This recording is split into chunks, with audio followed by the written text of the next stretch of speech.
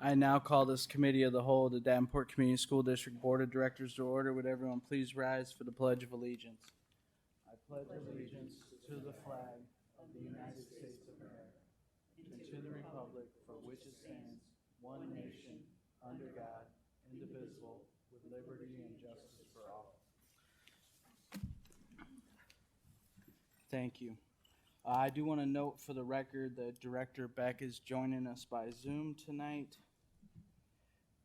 We will move on to the first discussion, subject 1.03, at-risk continuum supports, and I will turn it over to the superintendent.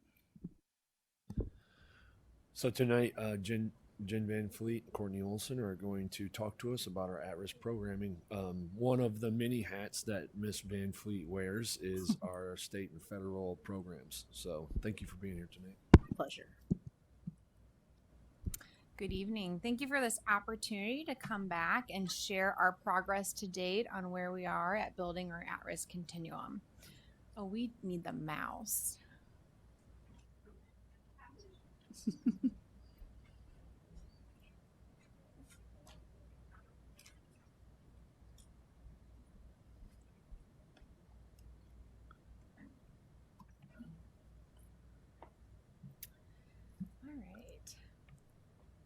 So just to ground us back on our why that we presented last time we were all in front of you in December and January is our why is to design a PK-12 continuum of services with our system to meet the academic and social, emotional, and behavioral needs of our at-risk students in an effort to ensure high school graduation and a productive, hopeful vision for their post-secondary life.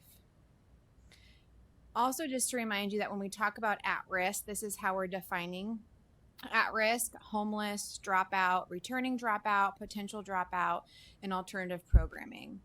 When we say potential dropout, because we know that can be a confusing term, these are the variables that we're looking at: attendance, school engagement, academics, and literacy and numeracy. So low achievement in those areas. If you recall this visual, we first presented this to you in December of 22. So we had to come in front of you guys to get approval for spending for our at-risk programming, but we knew looking at the plan that it was kind of status quo year to year. We had reviewed data and determined that we really weren't making the impact that we wanted to do.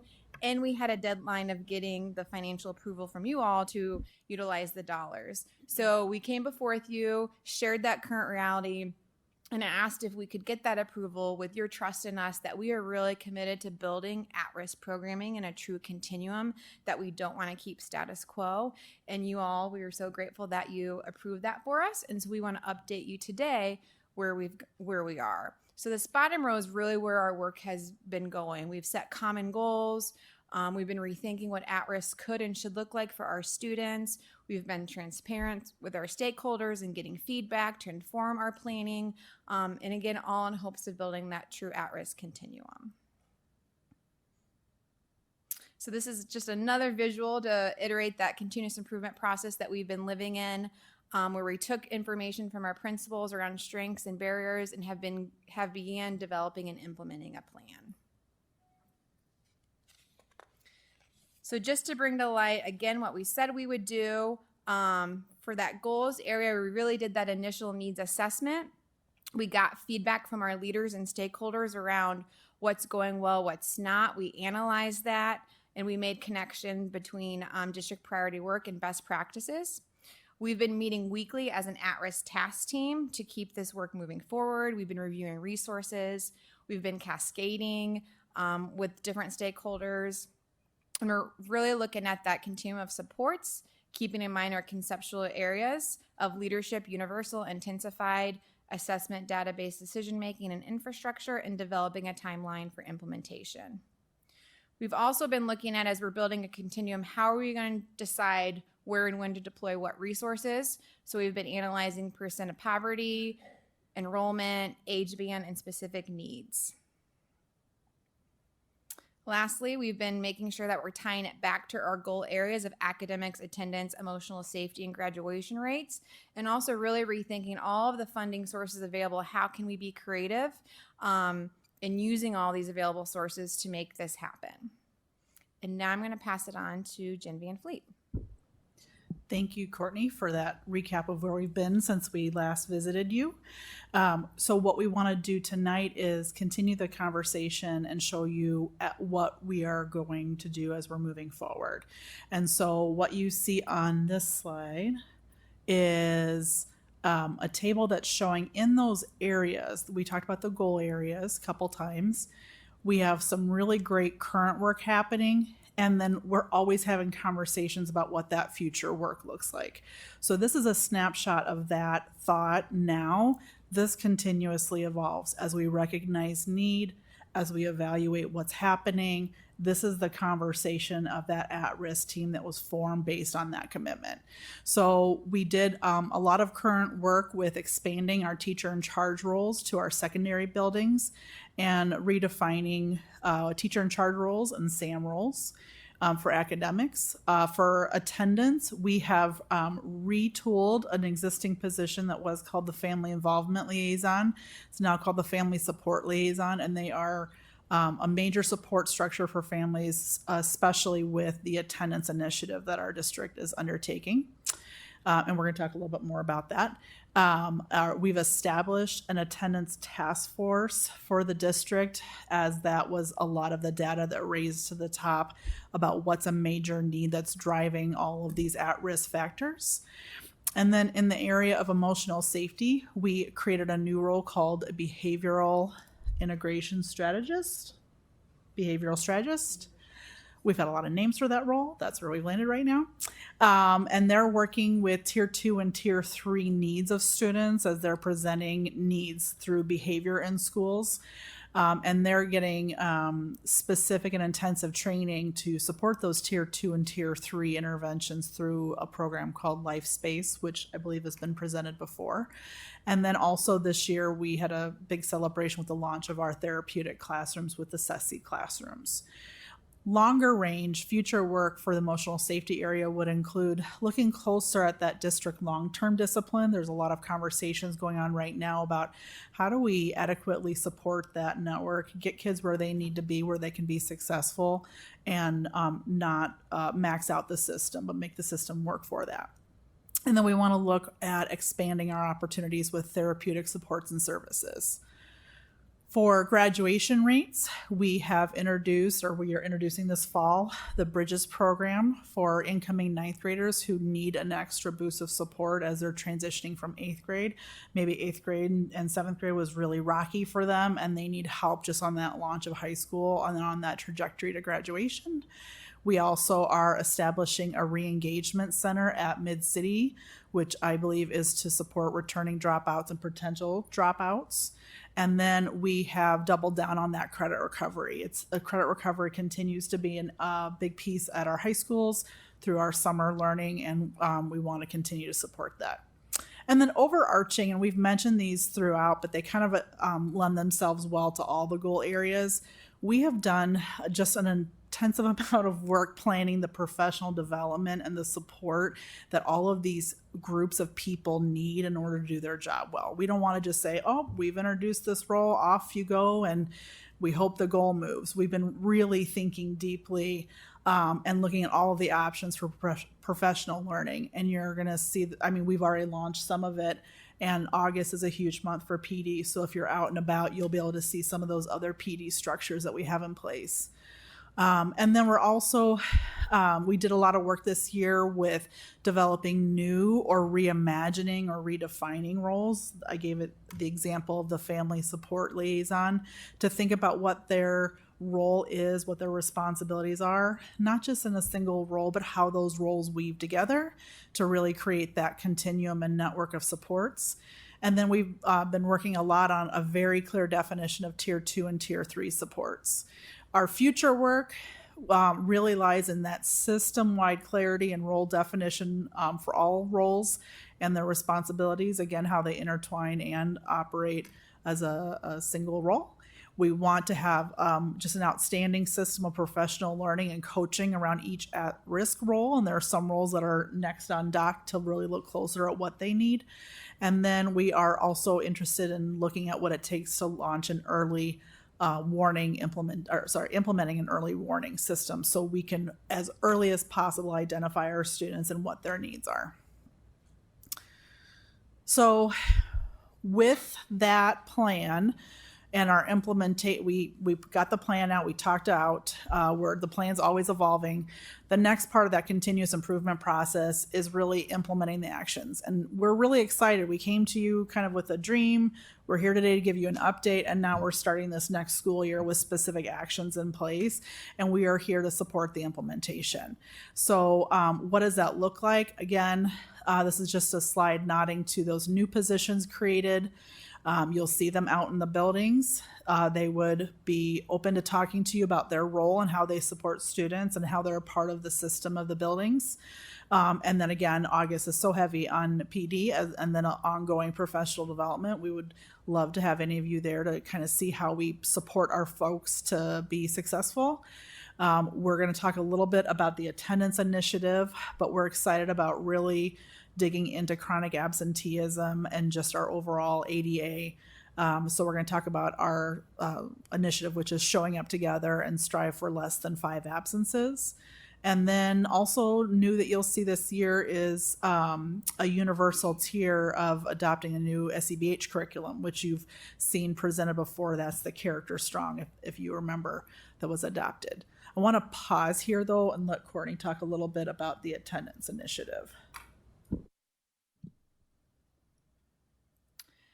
So we know that attendance is not only a priority for you guys as a board, but as us as a district. We have a district-wide goal around that. And so we've been able to pull a task team together and really start working at, okay, what are we trying to accomplish as a district, as an entire system, knowing that it's a need across our system. So starting in late May, we've had a task team meet weekly to get this work going. We've utilized resources that the DE has pushed out around this. We're utilizing Attendance Works, which is pretty the highest evidence-based resources that are out there that we reviewed. So we've been using their self-assessment, reviewing their resources, identifying where we have strengths, where we need to grow, and we've began developing an implementation plan and starting to put some of those actions in place.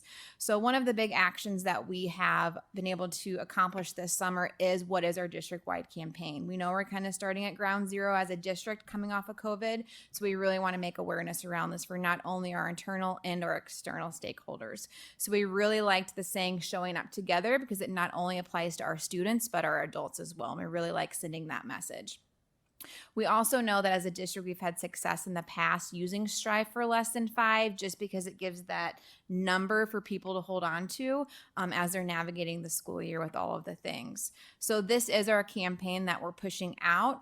We have banners ordered that we're going to have in English, as you see here. It looks a little bit different now, but also in Spanish posted in all of our schoolyards. We're also planning to partner with community partners so that they can put banners in their yards or they can put our slogan on their boards and really be in this together in promoting this. We also know that we need to grow just the capacity of understanding with our external stakeholders of how important attendance is and what poor attendance can lead to.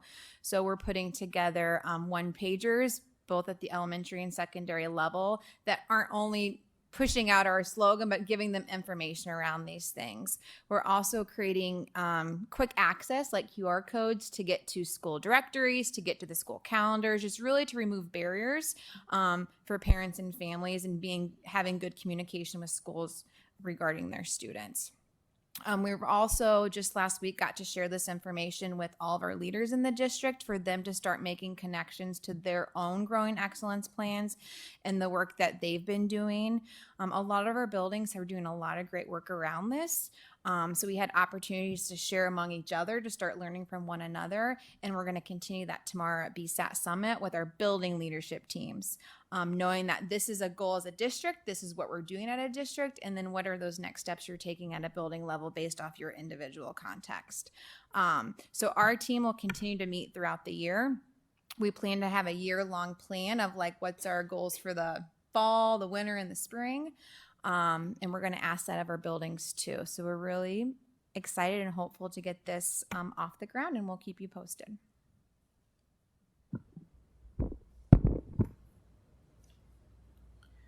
So again, As you look at the continuous improvement process, it looks like it's 5 separate steps, but really they're entwined, because right now we're at the point where we're ready to implement the actions. We're not going to wait until deadlines and goals are due. We're going to be monitoring that as we go. We definitely want to assess the impact. If you remember, we came to you in December with these data points that we said we weren't happy with, that we wanted to move the needle on. And so these will be the data points that we continue to look at. We'll come back to you in December and again present to you where another year of these data points are. But we're going to continue to look at those more than once a year. Our team is committed to monitoring these ongoing, as well as collecting feedback from the people who are implementing the different pieces of our at-risk continuum. So the other part of this, as far as ongoing assessment of impact, the questions that we're going to ask ourselves will be things around what might we need to adjust. We have a start of the continuum of support, but what do those exact programs and positions look like? What does the professional development need look like? And what does that implementation support look like? And then we want to get our feet underneath us and start looking at not just right now and addressing the problem that's right here in front of us, but what does a year from now look like? What does 2 years look like from now?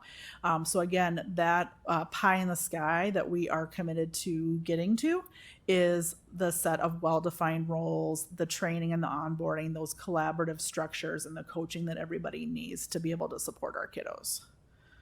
So thank you for letting us come and give an update, and we'd love to have any feedback or questions.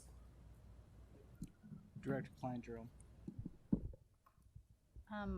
I know what a SAM and a teacher in charge look like at the elementary, but could you tell me what that role is going to look like at the secondary level? Those two. Sure. So they're pretty similar. The teacher in charge is largely looking at what's happening with the teaching population. What are the needs that arise up out of that? Is that helping with de-escalating students? Is that helping with jumping in and co-teaching with a teacher? Is it a coverage person when somebody might be out unexpectedly? Do you want to go any further into that? And just to clarify, SAMs will live within our elementary layer, and teacher in charges will be in our secondary layer. There are some teacher in charges in elementary, but there will be no SAMs at the secondary level. I just wanted to clarify that. And we also see this being a good stakeholder for our attendance initiative too. So that's feedback we got as well, just having time at that level to support to that. Director Barnes. Thank you very much. I have 3 questions, and I'm always sort of thinking about how things connect together. How does the core diploma fit into these initiatives? I didn't hear it mentioned, and I would think that that's probably central. Second, how does the online learning program fit into these initiatives? And while I appreciate the coming back in December, I'm very curious about how we will be measuring these various things, and if it's going to be by school, by grade, by employment category, and I guess maybe the fourth, which is connected to that, is December too long? I mean, we could have a lot of information at the end of the first quarter. So you can address any of those that you want to.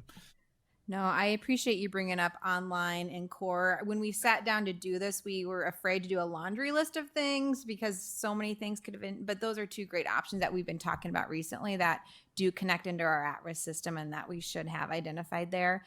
How to measure, we have those data points that Jen just shared, but I like where your brain was going because sometimes those are so large that we could get more specific to know how to intervene better. So I think that is something that we still need to define and would be open to feedback around that. And yeah, December is kind of the timeline for that financial approval, but we're not just here to get financial approval. So I do think there's opportunity to come back sooner. We'll come visit anytime. We love it. But you're right. Each one of these goal areas could be broken down, and you can start measuring chronic absenteeism from day one, right? So we're not going to wait till December. We're going to be able to see within the first week, is there a red flag with a family? And we have actions surrounding that. What does that look like for each role? And we even have some roles starting right now. The family support liaisons for our most in need buildings start on August 1st, specifically reaching out to our chronically absent families and seeing if there's anything they can do to help them out. And that's just an example. So we're not going to wait. December is a required point where we come back to you, but this will be ongoing.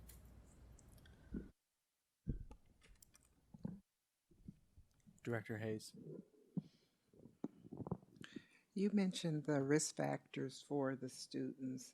Can you walk me through beginning to end for a student having problem? How would they get into where we're actually monitoring to make sure that they succeed? That's what we utilize our MTSS for. So, we're still building and perfecting everywhere along our continuum in our MTSS. But knowing that we have strong practices and good instruction and good materials in place at our core is step one, right? It's when we know we have those things in place and we don't see students responding when we would adjust to do something differently. And then again, towards that tier 3, how are we becoming more individualized? So when we think of like you saw a variety of things up there, like our SEBH curriculum rollout, like that's universally. We know that we need to have something in place across the board. When you get to more some of those at-risk programming options like bridges or potentially a long-term discipline placement, that's where we're getting more towards that tier 3, and we know we have to do something more individual for that student. But we have teams in places in our buildings, our student intervention teams that are monitoring that. We have support at our level to support that. So that's in a very small synopsis how we see all those things connecting together. So when we talk about, for example, defining the collaborative structures, an example of that is how would a family support liaison know that they need to contact Ms. Olson's family? And that would be directly through what you shared with that the SIT team. If you've ever gotten to sit with that, they can refer students' families to a specific person who can help out in a certain capacity. So we're defining, again, not only what does that individual do, but how do they network together to serve kids and families. Director Poston. As far as the attendance task force, who will be involved on the task force, and what will their duties or roles be? So it was representation from our building leaders from preschool to high school. There was representation from my Department of Equity and Learning Supports with Jen Van Fleet, Shani Ford, Rachel Ivory. And then there was, we had curriculum, people represented from our curriculum department there. We've had principals asked to join because they're passionate about it. So that's been our representation to date, with the goal then being that we're working in collaboration with building leadership teams, and that's where you have your teacher representation, your building level representation there. So how will they implement actually getting boots on the ground and getting out into the community and getting students to the class, and how are we going to put teeth into this as far as putting pressure on parents to get their child to school? So a couple things to date is this summer worked alongside our data person to develop our ADA, our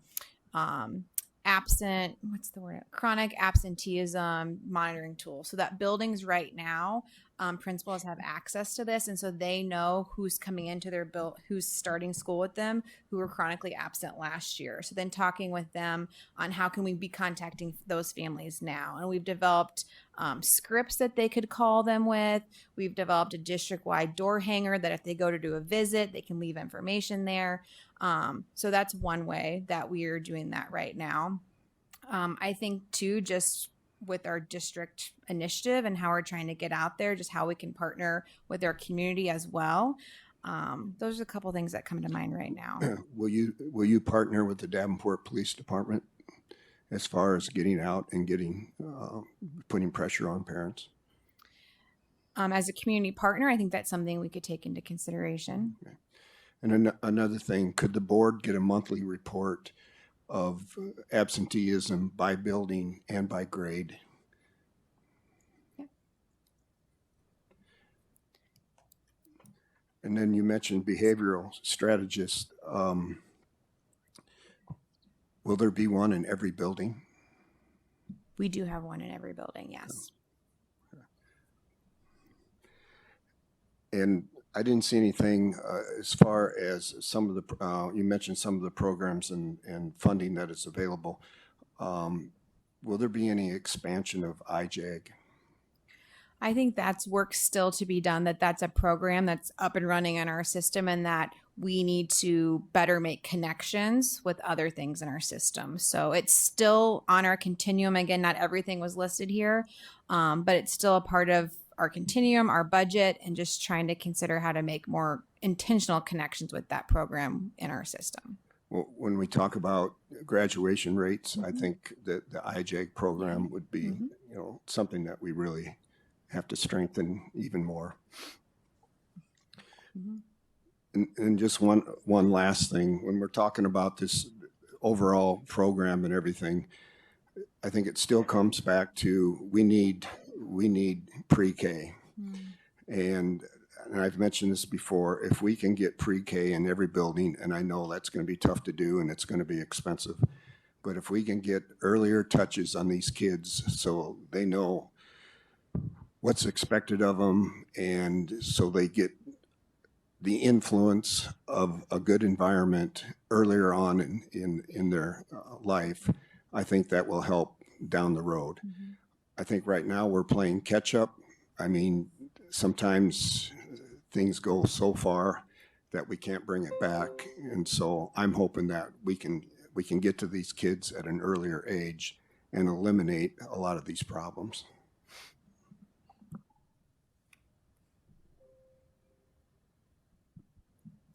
Director Potts.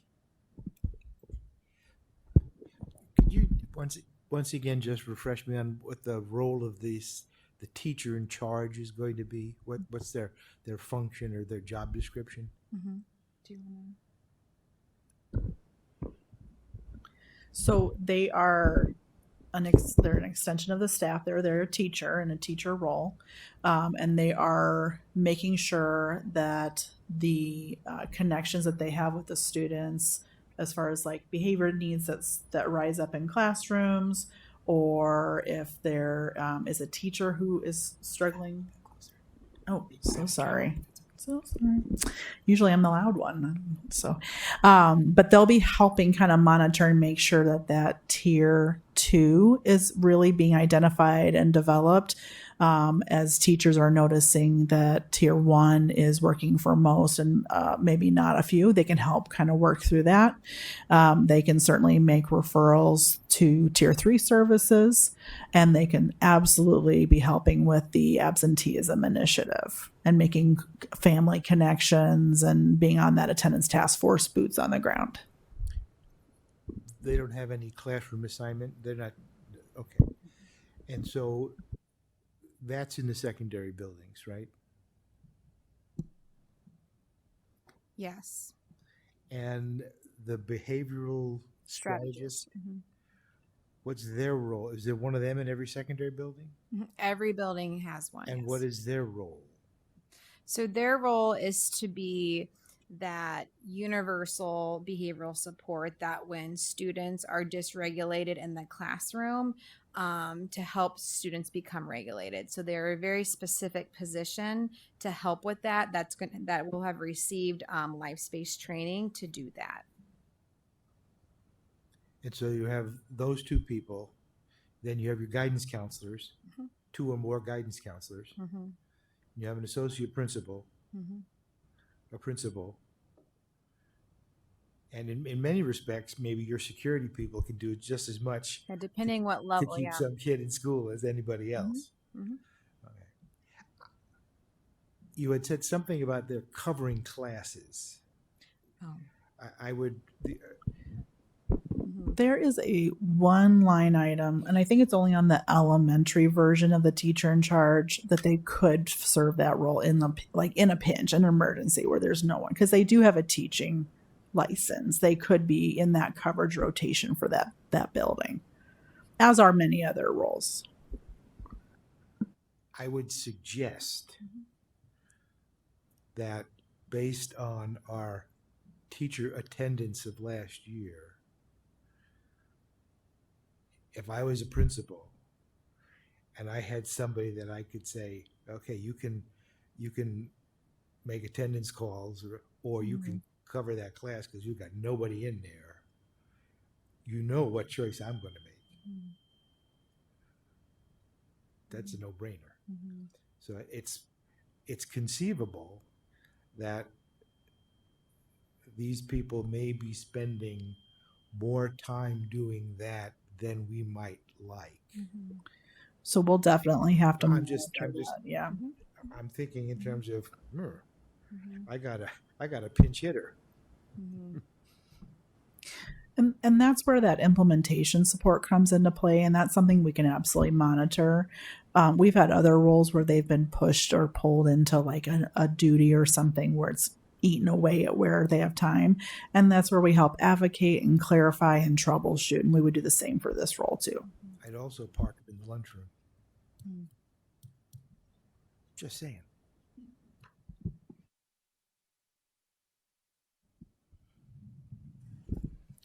Director Beck, do you have anything? And also, when you guys are speaking, please speak into the microphone so she can hear you. Yeah, I actually wanted to know exactly what a teacher in charge did, and I missed a lot of that because I couldn't hear what Bruce was saying. I apologize. So a teacher in charge is not a teacher. A teacher in charge is not a teacher, but has a teaching license. So have they been a teacher? How do they end up in this role? And then their job is to help the teachers. And then I caught the part about the coverage. And I agree with Director Potts that maybe that should be minimized just so that it doesn't become too much of a role that they're doing. But exactly what do you mean by like helping the teachers? And were they teachers that have been pulled into this role, or how does that work? So just to clarify, they're in a teacher contract and they hold a teaching license. It's a credentialed position. By helping really, we're talking about helping the whole system. So if they can help maintain that continuum of supports through identifying kids who need that tier 2 support and defining what it is the next step is, that's going to help that classroom teacher get down to business of what they need to do with everybody. So it could be that teacher in charge works directly with TJ who's having some troubles today. It could be that teacher in charge helps that teacher come up with a plan to help TJ stay engaged in the right way in the classroom. That's more what we meant by helping teachers. Okay. And so these are not people who have been in our classrooms necessarily and being pulled to this role. Is that correct? I couldn't say specifically, but I believe a lot of them were hired internally and were teachers in our district. Okay. And then, so would I be wrong to say it's almost like a partner who observes the classroom, the students, and kind of steps in, and the teacher, and steps in with either helping the student or helping the teacher if they need it? Is that kind of... That could be one way it unfolds. It could also be someone who receives the referrals of where we find out kids are needing help or a class is needing help, where behavior can be addressed. So they could go to classrooms, absolutely. And they could also have students sent to them or work with teachers outside of the classroom on plans. Okay, that makes a lot of sense then. And then, so a SAM is more of somebody who's helping with the principal. Is that correct? Correct. So your SAM is your your school administrative manager. I mess up that acronym every time. And so their job is to make sure the principal is freed up to be that instructional leader as much as possible. So they're doing as much of that building management work that they can do to take off of that principal's plate, so that principal can be in classrooms being that instructional leader. Okay, thank you. I have two other questions. In the process of redefining definitions and responsibilities, where are you guys looking are these ideas that you've come up with just through observation?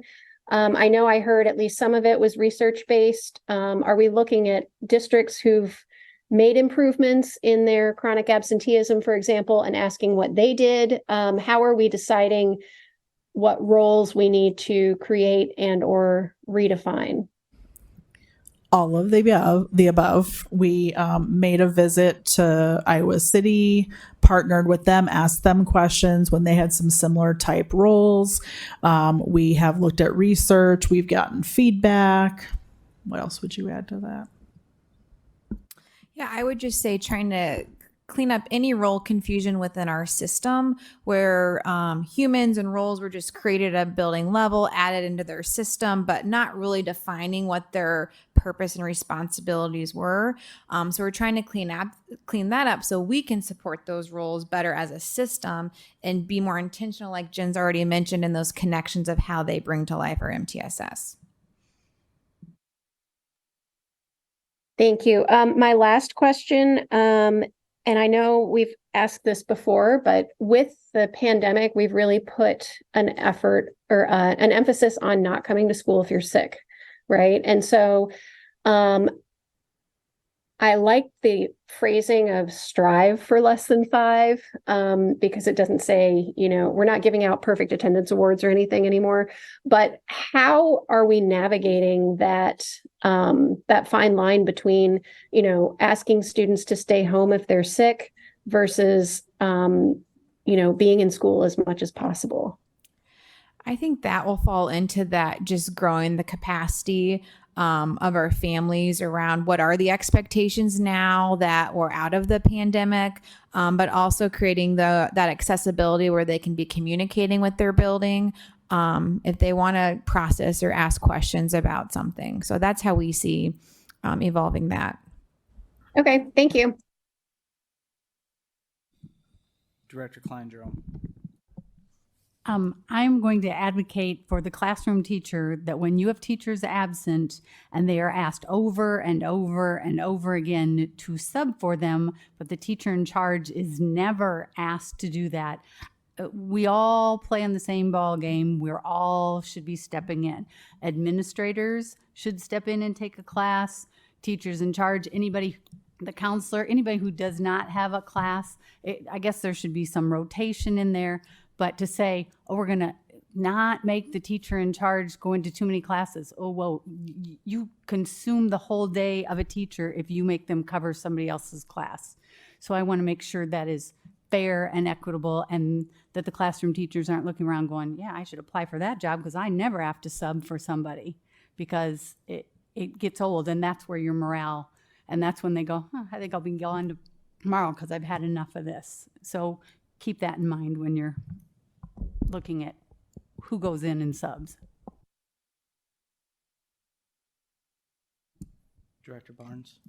I just have one last thing, and maybe this is just for me because I'm new to all of this. But as part of this enterprise, and especially as we're thinking about chronic absenteeism, I've heard behavioral strategist, teacher in charge, SAM, principal, school counselor, classroom teacher, assistant principal, and security. It sounds like everybody is responsible, but I'm still not quite sure who's accountable. And so it might be useful, at least for me, again, new to all of this, to understand, to Director Postjan's comment, who's making the calls, who's making the visits, who's on sort of the hook, because this certainly could be a bit of a game of hot potato. So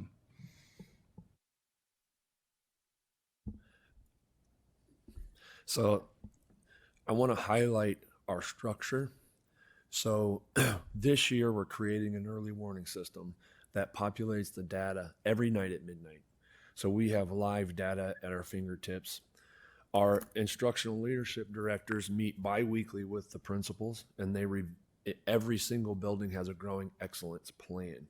Inside that plan have goals very specific around the review of data and student needs. And so the bi-weekly meetings that occur with our ILDs and the building principals, they're having conversations like, let's pull up your attendance data. Let's talk about, hey, I noticed that there's been a spike in behaviors in your cafeteria. Let's talk about that. Those conversations, those accountable conversations are happening in our bi-weekly meetings. We also have a team that reviews data on a cadence, and we report that data to the board. That's where Director Hayes' board data wall request, we are in the stages of finalizing that. So I think the connectedness and the way that we are putting our data on a cadence to review is where the accountable piece is. And one of the things that we are always going to focus on leading and with our hearts and our minds, but knowing that there is a consequence if you do not come to school. But what we try to do in terms of attendance is build that relationship. Once you do use that hammer, it's really difficult to bring that relationship back. Now, there needs to be consequences. There needs to be common language around the consequences of the actions of not coming to school, because you're missing part of the movie when you miss a day of school. And so the other portion of it is, what if you did have COVID and you missed 5 days? So the second layer of that data review is this student actually getting their work done now? Are they at risk? Are they behind with more than one factor? And that's what I would say our buildings are looking at on a continuous basis. So that district student achievement team, each one of our buildings has a building student achievement team that is full of teachers and staff members that are reviewing that data. So that I would say that, and we need to improve on that. That is a definite goal area for us this year. We met with our administrators and let them know that is one of my big focus areas for this year.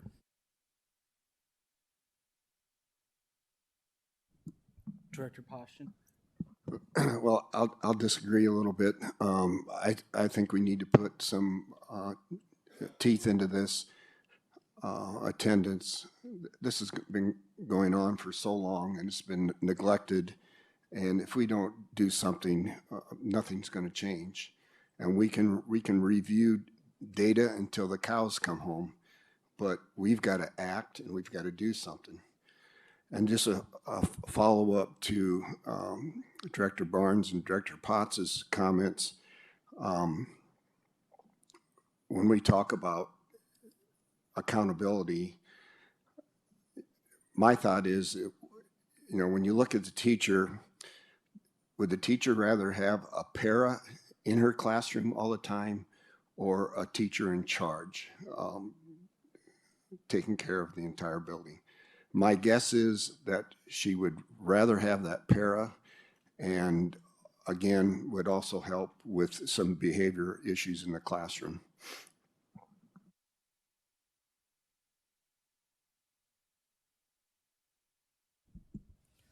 Director Beck, do you have anything else? No, thank you. All right, I have a couple questions.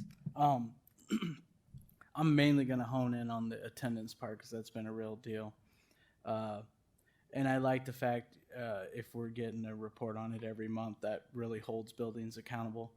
But at the same time, I don't think that people understand the lengths that buildings go to try to get kids at school. And I think when Director Poston was talking about partnering with the police department, it's probably truancy officers that need to really start, and that maybe that's something we can bring up in our meeting with the mayor and try to hone in on that. But then we'll be the bad guys because we want kids in school. So I understand that. I will be interested to see how the data turns out with the new law changes with minors being able to work longer hours and things like that, because I feel that that's going to be a huge factor in high school. I think it's going to add to the dropout rate. I think it's going to add to attendance, because if your parents don't make enough money and you got to have a third income coming in, you're going to go to work. I mean, that's just how it is. That's how it's always been. So I'll be interested to see how that goes and if that played into any of the discussions at the high school level. I don't foresee it really being an issue at the junior high level, but the high school level, I can see it really being something. So I don't know if there's supports in there. We might have to partner with a different outside agency to maybe provide supports for that family so that we can make sure that, I mean, I want the kids in the building, but I don't want them sleeping while they're in class too, because they worked, an 8-hour shift that night or something like that. So I wonder too how maybe our re-engagement center, how that can continue to evolve, because that's an outlet to do maybe more of a non-traditional school journey. So yeah, I could see connections there. And again, I think that would be good for us to get that data. And then, I mean, obviously some schools it's just gonna show some schools need more supports, but at the end of the day, if we're able to hone in on those areas and take care of that stuff, it'll be a little bit easier to work that stuff out. So I had a couple other questions, but I think other board members had already asked them. So thank you all for the presentation. Thank you for the data and things like that. And I do appreciate the fact that just because a kid misses 5 days because they were sick but they still got their work done, we'll be able to know that stuff now. So thank you very much.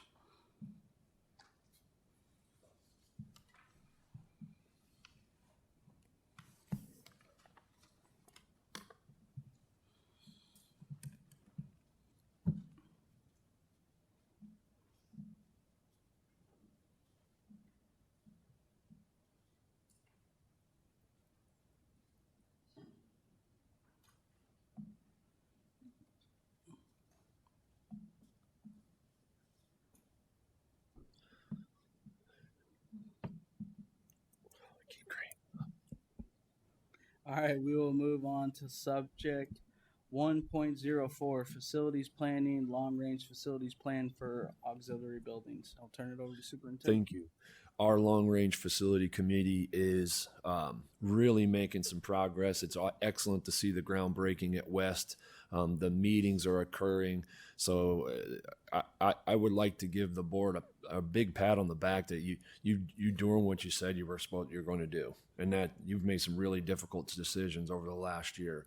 And so now we're starting to see the fruits of that labor.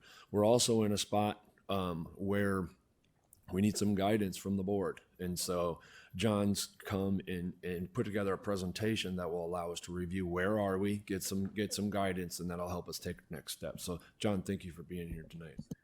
Thank you for having me. And just to acknowledge that we have a new face at the table, I thought we would start by just recapping a little bit of where we've been.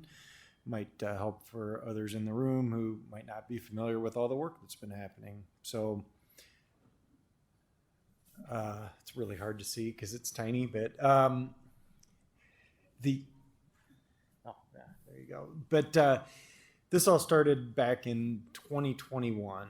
In June of 21, the district understood that they needed to embark on a long-range master plan. That process for soliciting services and engaging in help kind of took us until September, in which time we kicked off into the master planning process. That really started with setting a schedule of meetings, setting up this long-range planning committee that still meets regularly.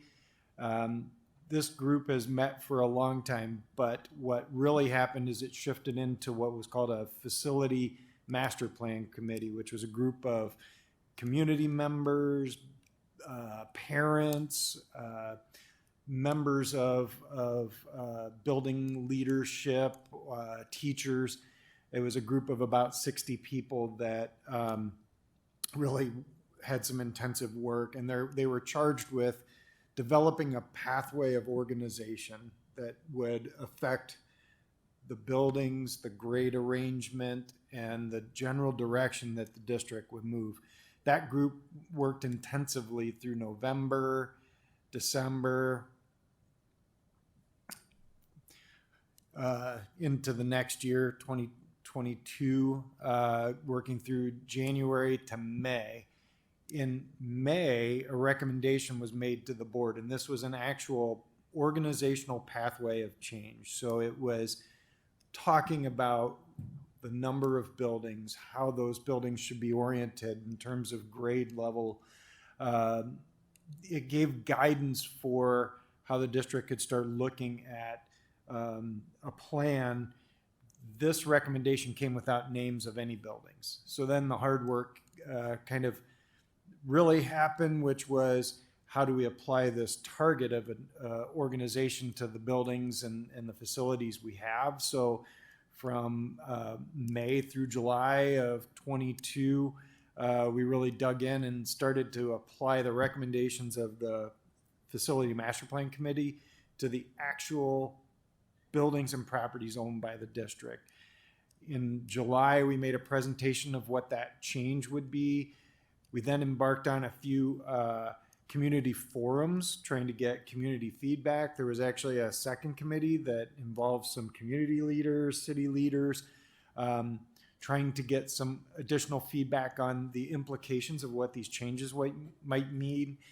And then between November and December, it became an effort of really putting this into the recommendation of what would become a board vote for implementation of a district-wide master plan.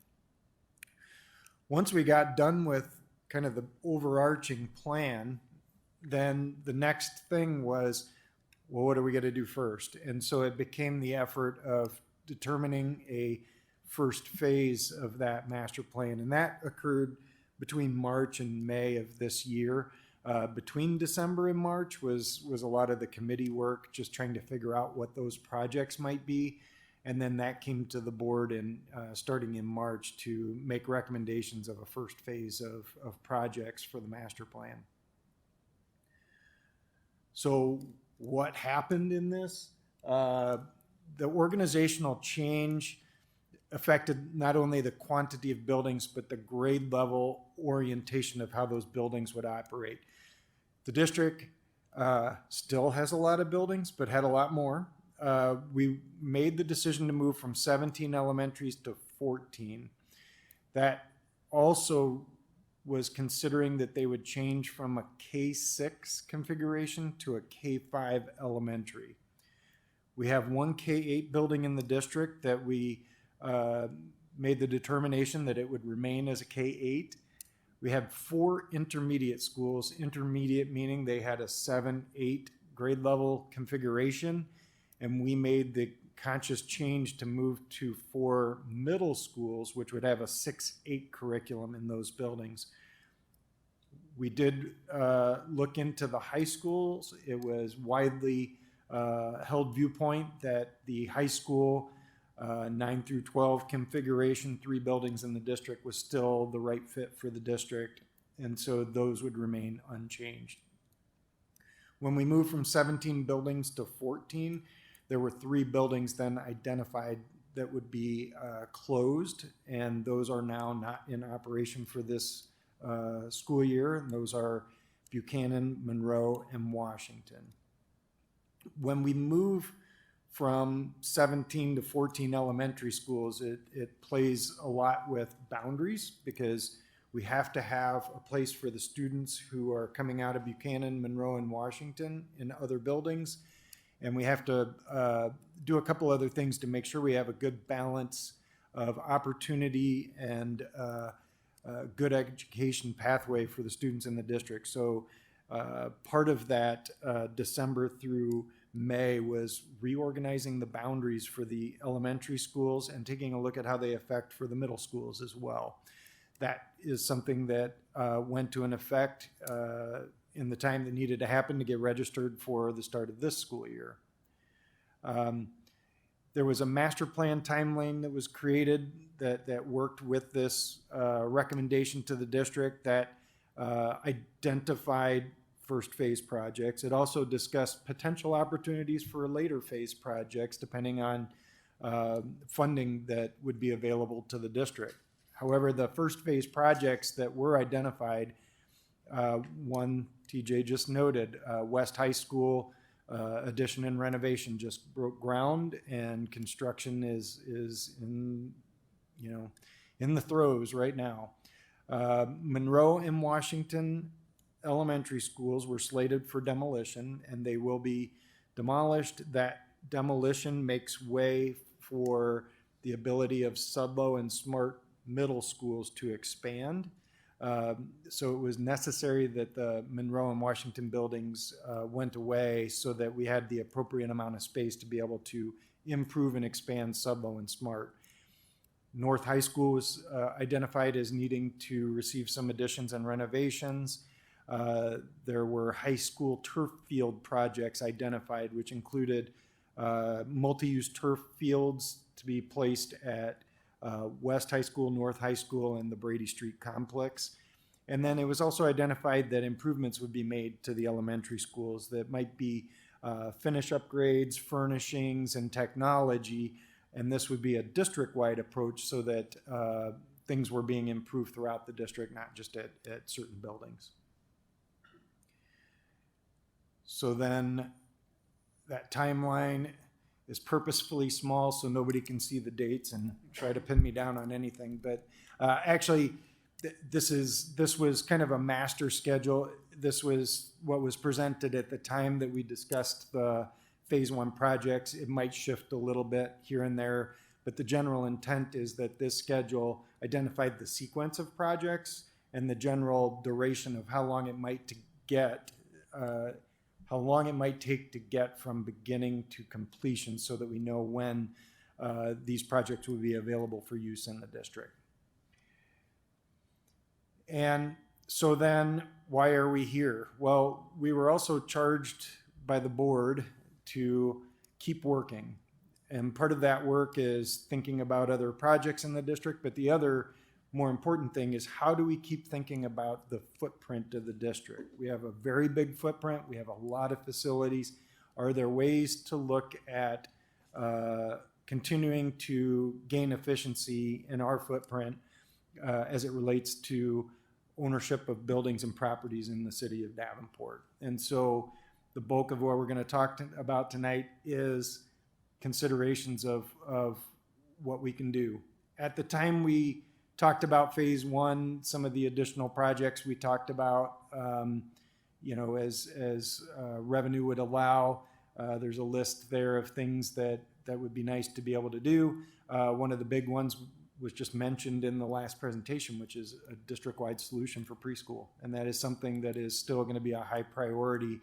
And the results of phase one projects and master plan projects will allow for preschool to occur in our elementary schools throughout the district. Other projects listed here may change over time as we see, but these were some of the things that we thought were worthy of consideration as we move forward. So then in that list, you'll see transportation and operation facility needs and review of ancillary properties for continued district efficiency. And so that's the big footprint that we're trying to look at. So if you recall from the facility study, when we started on this, we had 39 individual pieces of building or property in the district totaling 527 acres. And when you put that on a map, it kind of looks like this. So each of those pieces of property had a bubble with a color and a number, and that corresponds to a bubble and a number that's placed on the map. You can see we have a lot of presence around the entire district boundary, not just in Davenport, but in the communities that we provide education. And of that list, we reduced it by 3. We have called for the demolition of Monroe and Washington. And so those buildings will no longer show on the list. The property is there because those are contiguous with our adjacent middle schools. The other is Buchanan Elementary. So that is a property that is still a holding, but is not in operation. But there's this whole list of 10 other pieces of property that aren't used for delivery of curriculum. They are necessary for the district. They do house functions, but we wanted to look at these and try to figure out, is there some efficiency that can be gained with these pieces of property? And so when we look at this list, after we take Buchanan, Monroe, and Washington out, we're left with the 14 elementaries, the 1K8, 4 middle school, 4 high school buildings, 3 children's villages. Please note, one is combined with Hayes. And then we have those 10 other district properties. When we look at these, they serve a variety of purposes. They're located in different locations in the district boundary. There's a 2021, 2022 operational cost data has said that we were spending about $1.25 million per year on these properties just to run them. That's lights, power, some maintenance, whether it's lawn mowing or cleaning the floors. So it's not nothing. That's an annualized cost. There were some concerns that were talked about as we looked at these properties, potentially some loss of efficiency for staff because we're located at different buildings or complexes across the district. There is a duplication of space types that's owned by the district, and that would lend you to want to decide if there's some efficiencies to be gained. We are spending money on non-education spaces, so non-curriculum spaces. And so if we want to gain some improvement in the district, if we can reduce that footprint, it could free up some budget that could be spent on other things. There is some concern of impending maintenance and repair on some of these buildings and properties that you do own. And some of those show up in some of the studies, but some of these are ones that have popped up since. And then we've also been through a master planning effort. And so we're starting to understand that not all of these facilities or pieces of property would be necessary for fulfillment of master plan considerations. And so it may be worth considering some other opportunity for those. So our strategy options are, can we reduce the quantity of owned buildings and properties? Is there income that could be produced if there's a dissolution of those properties? And then, potentially that could return those buildings and properties back to the tax logs. So when we look at these, we group them together because there's some pockets where these exist. So West Kimberly Complex, that is the land and property out on West Kimberly Road. So I've grouped West Kimberly Complex and Kimberly and Wisconsin land. There's a significant amount of free land that the district owns, as well as the West High School baseball softball field complex. Those are contiguous pieces of property. It probably makes sense to consider those as one single holding as we're looking at this. There's this facility that we're sitting in tonight, the Administrative Service Center. Then we have at our Brady Street location, our athletic complex, the Army National Guard buildings. There's the 36th and Brady Street properties. So these are a series of properties that are along 36th Street. And then there's the bus garage piece of land that abuts some of the athletic complex property. On Kimberly Road, just west of the mall, we have our Davenport Learning Center and our Operations Center. And those are two independent buildings that exist on a campus that abuts each other.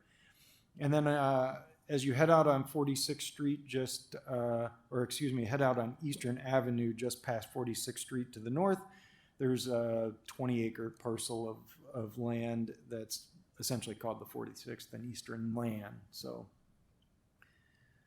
as the group talked through this, we wanted to consider that the West Kimberly property, both the complex and the land, is probably something that's worthy for consideration of district ownership, meaning we might want to hold on to that for a bit. The complex itself is utilized for West High School athletics. It gets regular use. It serves its purpose well. West High School does not have anything on its property that could hold the type of functions that occur here, so this solves that problem for them. Replacing those facilities would take a considerable amount of money, and some thought went into why these were placed here when they were placed here. The other thing to note is as Davenport continues to grow, we already know that the east side of Davenport land is not available. And so growth opportunities really do start to exist to the west. And by holding property on the west portion of town, at least gives the district some considerable switches or levers they could throw if something needed to change or respond to growth in the city of Davenport in the long term. This building, the ASC, we clearly think this is a valuable piece of property and should retain in the interest of the district. It serves a big purpose for the district, but it also maintains a promise to the community itself by keeping a presence and preserving this building in the heart of the what we would call the downtown central core of Davenport. There's many opportunities for this building. It could remain as the administrative service center. There's potentially other uses that could happen with this building if that was something that the board wished to be explored. So we do feel that this is something that should be retained. When we look at the Brady Street and 36th complex, the group of properties, the general consideration is that these as well should be maintained. These properties primarily consist of a lot of athletic venues that are used for Central High School and also West and North. So practice facilities for Central and competition facilities for all three of our high schools. And so it's important that we maintain those facilities. They do serve a very good purpose. There's a considerable amount of land there, and we feel like this complex provides us the opportunity to create some solutions to gain some efficiencies in the district. This might lend itself for creating solutions where we could consolidate operations and maintenance and storage district-wide. And so having that at this Brady Street property is a good centralized location for the district and might allow us to consider some other properties in a different way. There's multiple buildings on these pieces of land, and those could serve the purpose of department offices, equipment and shop space, storage. There's other administrative considerations that can be lent to these buildings. And so we think that this has a whole lot of potential to solve some efficiency issues with the district if we want to explore that. But then that means that we would likely want to consider parting ways with the pieces of property that we have on Kimberly Road, which are the Learning Center and the Operations Center. These are actually pretty sizable pieces of property, and there's some pretty big buildings there. The Learning Center is, I believe, 70,000 square feet of footprint. It primarily has been used for storage over the years. The district bakery is in this piece of building as well, but there's a lot of unutilized space in this building, and it still costs the district expense to run the heat and cooling and lights in this building, even just to store materials. It would probably be a consideration for the district to vacate and sell the properties. They could be sold as one or as individual separate pieces of property. The Learning Center is very large, and if the district was to retain it and try to use it for something else, it probably would take a significant amount of capital to do some renovation to make it suitable for use. The operations center is a building that likely would be desirable to businesses if it was offered for sale or lease or some other opportunity in the city. The 46th and Eastern land, it's probably worth the consideration of letting this property go as well. It's one of the few in this part of town that's sizable and would be available for development. Predominantly, it would probably be a desirable residential development.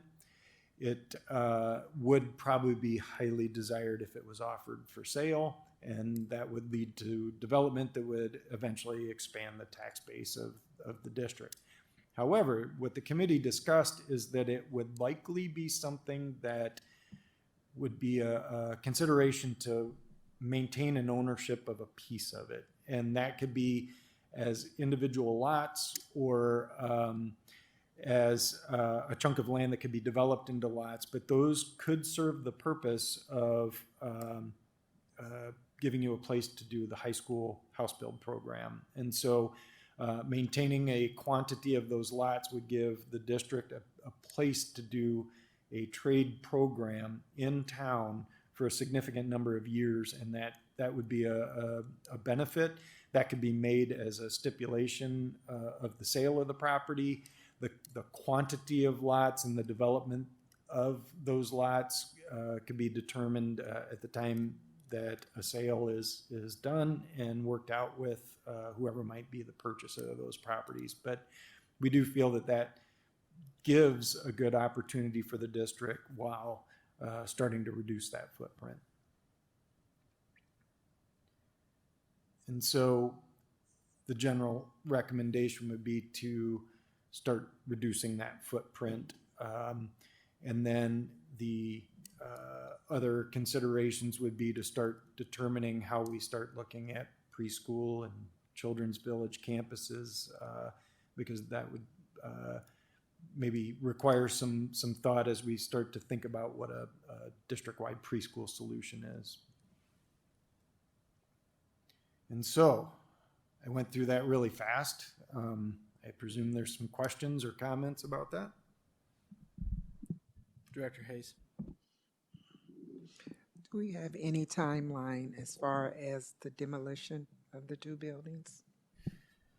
The two buildings will, we don't have the exact timeline. We just took bids for that work. The goal was that it would happen likely as soon as this fall. Before they're demolished, the city is going to use those buildings for police and fire training. And so it does provide an opportunity for our fire department to understand how to respond to emergencies in school buildings. So this is a really good training opportunity. And for the police department, it gives a really good opportunity to develop strategies for improved response for emergencies that might occur in our buildings. They've actually done some training in there already. Some of the police departments have. And I believe the buildings are scheduled to be, the hope is by the end of the year, December-ish. The furnishings for the cosmetic work in the buildings, has that taken place yet, or? So you're talking the elementary buildings? Mm-hmm. We started getting that. So Jefferson's furniture started arriving last week. So we believe we'll have that in the building before school starts. The Hayes and Harrison furniture orders are coming. We just, actually the next board meeting, I believe we'll be discussing some of that. Some more purchases around that for Hayes and Harrison. Yep. Director Klein-Jerome. When we started all this, there was some talk about the possibility of building a school in the eastern part. If we were to get rid of this 46th and Eastern, do we still own land out there that if we did decide down the way to build a junior high or an elementary, we have the land, or this was the land we were going to build possibly, but that all got dropped. This was the land we have. I don't believe we own any other stuff up there. The feedback from the community was that they want to embrace the facilities we do have on the east side of Davenport. And so it seemed that the appropriate strategy was to respond to that need with the buildings you currently have. And so that's kind of driving that decision of, well, then a solution at the 46th and Eastern Land probably is not something the community is going to want to support. And so it makes sense to do something different with that property. Okay. Director Potts? On the Kimberly properties, what has to happen elsewhere before those can be disposed of? Because the shops and all that stuff are located in that one building. And what are we looking at as a timeline there? So the National Guard buildings on the Brady Street property really lend us the ability to consolidate nearly all the functions of those two buildings at the Brady Street complex. And that would then sort of bring a whole lot of things into a close quarters housing, which we think would help improve some efficiency for the district. We would need to move all that stuff right away and respond to how to best set that up for the district before we could offer anything with those pieces of property on Kimberly. So the stuff that's at operations it's all the administrative staff, secretaries, and all the department heads. It's the carpenter shop. It's a warehouse for all the district supplies. The district bakery is out there. The maintenance shop for all the district vehicles is out there. Stepping Stones is out there. And there's another program, I believe, going out there as well. So all of those pieces would have to move before we were able to do that. So have we just ballpark what we think that might look like, or timeline on that? Or? We really don't have a timeline on that because I think part of it is there is district policy on how you go about the dissolution of property. So that's going to be one part of the picture, is figuring out how to go about what you're going to do with these properties. And then that sets the ball into motion for determining the next steps. And so I think we kind of have to keep a mindful eye on how to work the policy, and then we can respond to that. Part of determining the dissolution of property too is understanding what you want to do with it as well. And that might drive some of the timeline too. We can start the moves though. I mean, we could start doing projects fairly quickly if we made a decision. It would be the dissolution of the property that would take a little bit longer, I think, but yeah, we can start working on it pretty quickly after we made a decision. Hang on one second. Just for clarification, so everyone knows, when you get rid of a property and sell it, where does that money go? It doesn't go to the general fund. It goes back to Pebble. Yes. Wanted to make sure, because I don't want anybody reading that in the Quad City Times tomorrow morning. You're correct. Thank you. Director Hayes. So the bakery could potentially go to the armory. Is that what you're saying? It potentially could go over in those buildings or another location that would be suitable. So we could examine and see if there's other spaces within a building that we already have. Maybe I'm just throwing this as a scenario, probably not necessarily true, but maybe a school's already got a partial bakery there and some space next door. You could put it in a spot like that. Maybe it does go to the Brady Street area and just does work out of there. Director Poston. Josh, you took me through those buildings there at the Armory last year. I'm having a hard time figuring out how everything in operations and the bakery are going to fit into those buildings at the Armory. Like the building closest to the street off of, not on Brady Street, but the other street going past the complex. The long one. Yes. I mean, is that building going to be feasible to use?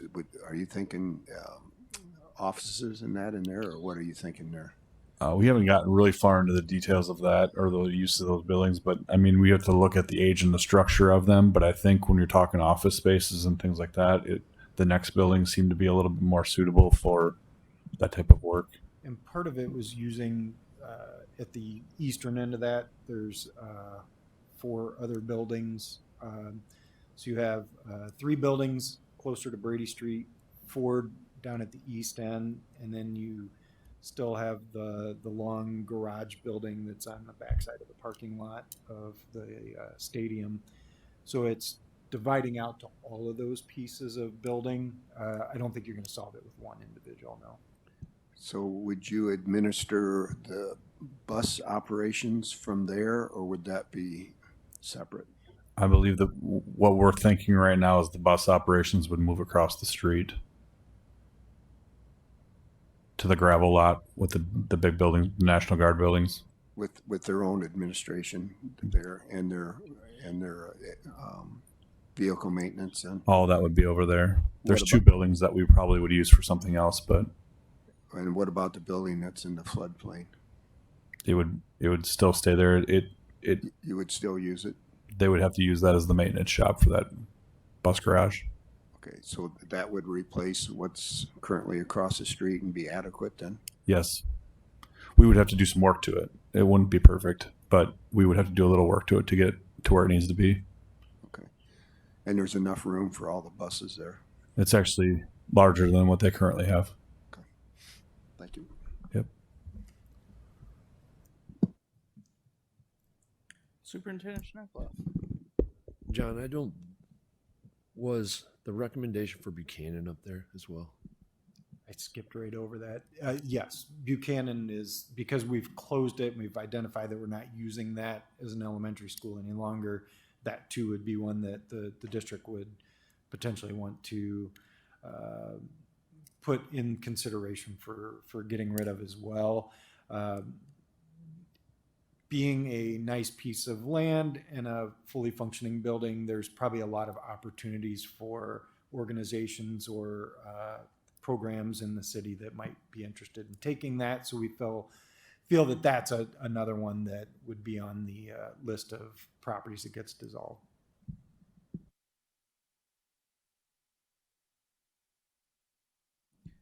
Director Klein Jerome. But this school year, we are going to use Buchanan, right? It will not sit empty. There will be programs in that building. As of right now, we do not have any programs in that building. Ceci's not going in there. Mm-mm. Where will they be? Ceci's going into the Davenport Learning Center. They've fixed a couple classrooms in the back of it, and then they plan on utilizing that. Okay. Director Poston. Then of all these buildings, would you say that the first one that would be the easiest to sell and we wouldn't have to do a lot of work and everything would be Buchanan? That's correct. Okay.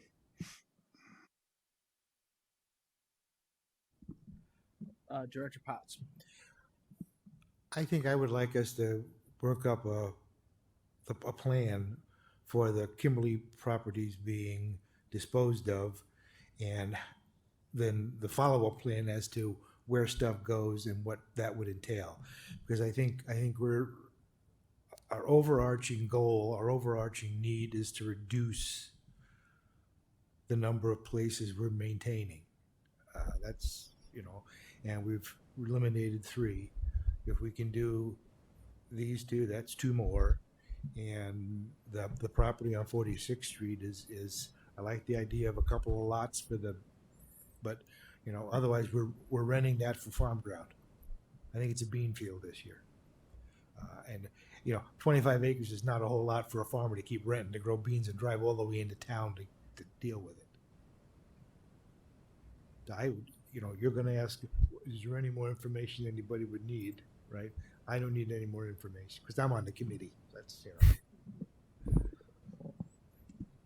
Director Beck, did you have anything? Yeah, I have, going back to the demolition of Washington and Monroe, I've had a lot of people asking me about making sure that the items in there, particularly anything like, auditorium chairs or lockers or whatever, has been offered to people if possible. So for example, if somebody wants to buy a couple of auditorium chairs or something like that, also that as little as possible of that is ending up in a dump. And so I know we've had conversations about this, about people coming in and, we've reshuffled all the furniture and technology that we think we can use elsewhere in the district. And I know we talked briefly about looking into whether, say, a restore group or something can come in and claim any, doors and woodwork and kinds of things like that they might be able to sell. Where are we on that? So as of tomorrow, I believe the buildings they'll have just emptied all of the furniture that can be used or moved out of it. So that's where we're at right now. Really, the furniture just got out of the buildings. Bids came back for the demolition of the buildings today, and we have a meeting scheduled with one or two groups to go through the building in the next week or so to talk about different things they may want to take or need out of the buildings. For a couple of reasons, we need to limit the number of people in the building and what they're taking, just for safety reasons, because some people may not realize what they're taking. But yeah, we're working with a couple of groups trying to do that right now. Okay, so yeah, I'm not suggesting that like we let just random people come in and take something, but I know there is at least some interest in potentially auctioning or selling items that may be of neat or sentimental value to people who went to Washington or taught there or something. So but if you've got groups coming in to see what can be reclaimed, I assume that would be sort of the next step. If it can be reclaimed and sold, it will be, and if not, it won't. So Yeah, I just wanted to a reasonable amount. That's what we're doing. Yes. Okay, great. Thank you very much. One of the recommendations is to not let anybody take anything that requires destruction. So, because that would be an insurance liability to the district, and so don't take anything that you have to tear something apart to get it. There's also items that have asbestos in them in the building and things like that we don't want to have people handling if they don't understand what it is. So Right. Okay. So basically, I know we have asbestos abatement plans in place too, or we're getting to that point. I just want to make sure that if I tell people we have taken out and reclaimed as much as we can safely, that we are doing that. okay. One exciting thing is there's a big W in the center court of the basketball court at Washington, and that is being salvaged and retained. There's a date stone on the building that will be cut out and saved, and the discussion is that might serve as a marker on the property. As long as we aren't putting some piece of building, we could take that date stone and put it down in the ground and create a marker as to where the corner of Washington sat on that piece of land, which kind of commemorates it forever. Out in front of the building, there is the original bell, and that will stay intact and in place through any improvement on that piece of property as well. We didn't have the same kind of things at the Monroe building, so we didn't have that same opportunity though. So there's no cornerstone or anything at Monroe? There was no inscribed date stone there, no. In a not so fancy way, or not so fun thing, maintenance and LIS is going through the building and grabbing up all the items they can get to salvage: cameras, IT equipment, clocks. I mean, just any little thing we can get our hands on to keep for moving to a different building and replacing something that doesn't work. So, okay, thank you. Yep. Just to clarify something, obviously they're brick and stone buildings, so I'm assuming that stuff's not going to the landfill to go to like Tri-City Blacktop. They'll grind it up and then it'll be like the base for a road or something like that. It's not all going to the dump like everybody believes, correct? We can't control what a demolition contractor does with it. Certain materials do get recycled. It's just part of the practice of demolition, and that's part of the strategy of landfills also, as they help divert that. Some products can easily be used for certain purposes and some can't. So we kind of let the people that do the demo really figure out what that is. A big question that comes up all the time is, can we reuse the bricks in whatever project we do next? And that is a really hard one, because when you demolish the building, the bricks usually get damaged or broken. Also, if you did preserve them, they'd have mortar all over them, and it would take a pretty laborious effort to clean all the mortar off just to make them suitable for reuse. So we try to use them for purposes more like you're talking about. Okay.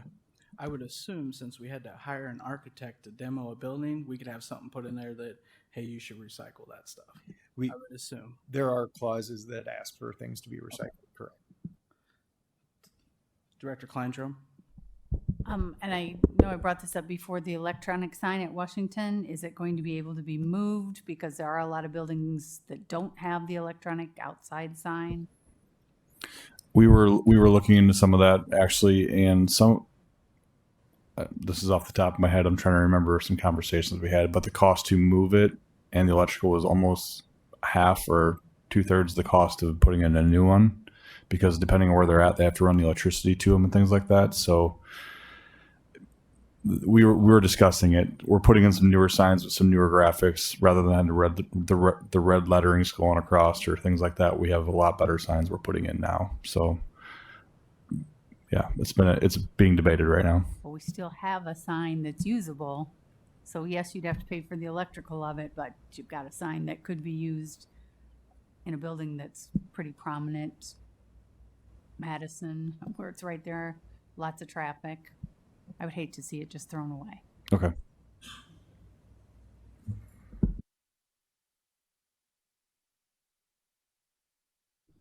Director Beck, do you have anything else? No, thank you. Does anyone have anything else?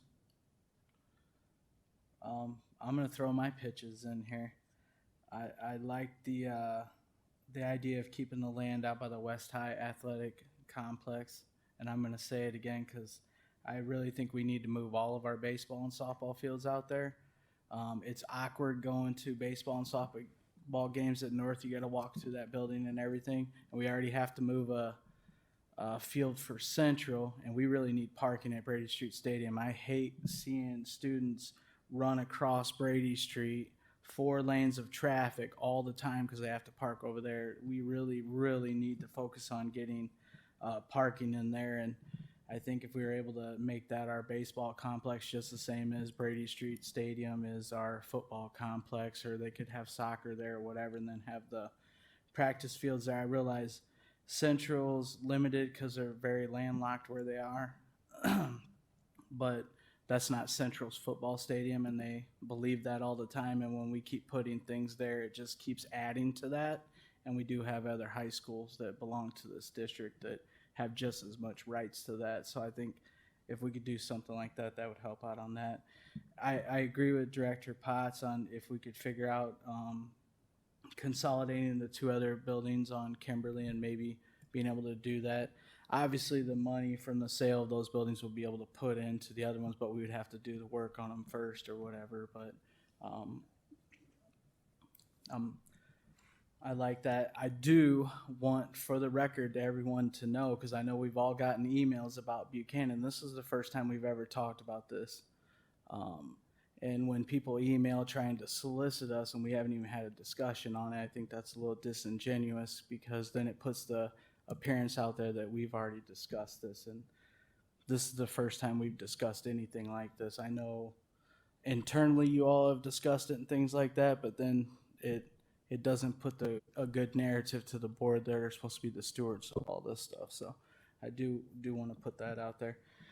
I like the fact that we can look at starting to dispose of some properties and things like that to start getting more money back into our general fund, which we're not paying for the electric bill and everything like that, and staffing and all that. So I think that's good stuff too. What is it? Director Potts already said he didn't need any more information. What do you need from us to move forward? And then I'll go around and start asking folks. So the first thing was just your direction, which is, I think we're understanding a little bit more definition on what it would take to actually be able to do something with the Kimberly properties. And then something that might prove as a good solution for the West Kimberly property, so we can explore that because it directly relates to some of the turf field work we're doing currently. Beyond that, it's going to be something that we might look to Kevin to talk to us a little bit more about. There is a district policy that you're going to have to follow if you go the route of dissolution with some of these properties. And so the next real big step would be to start having those conversations that would follow along with the policy.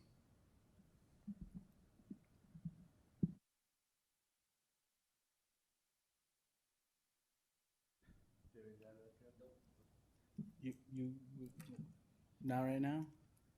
All right. Well, how are we supposed to know what we want to do then?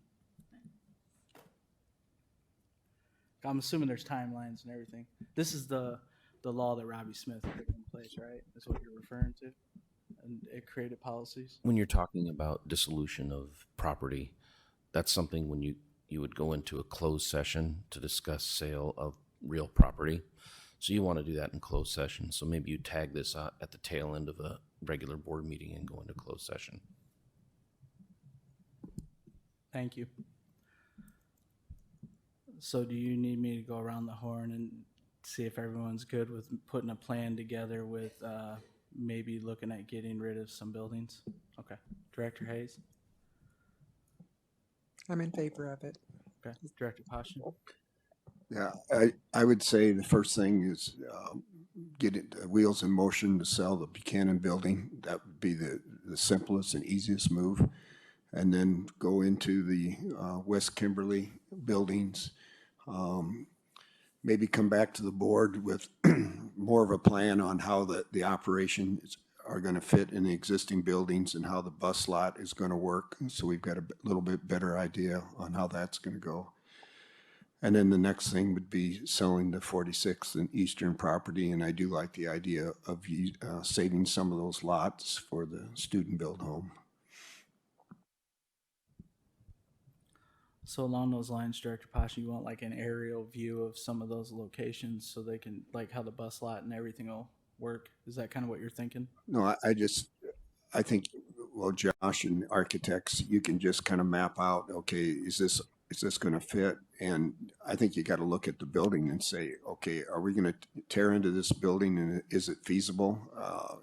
Or is it better off just tearing down and build something new to make it more efficient for operations to work? So, thank you. Director Klein-Jerome. Yes, the learning center out there, the old vocational center, whatever you want to call it anymore. Yes, that's an eyesore. Out that way, Buchanan building, look into that, and the Eastern. No way would I sell the West Kimberly where the baseball field is. That we would never support that, nor would I support closing JB. You already stated where you're at, Director Paz. Director Barnes? I'm not sure that I can add a lot. I think the one thing I'm craving though is sort of the guiding principles behind all these decisions.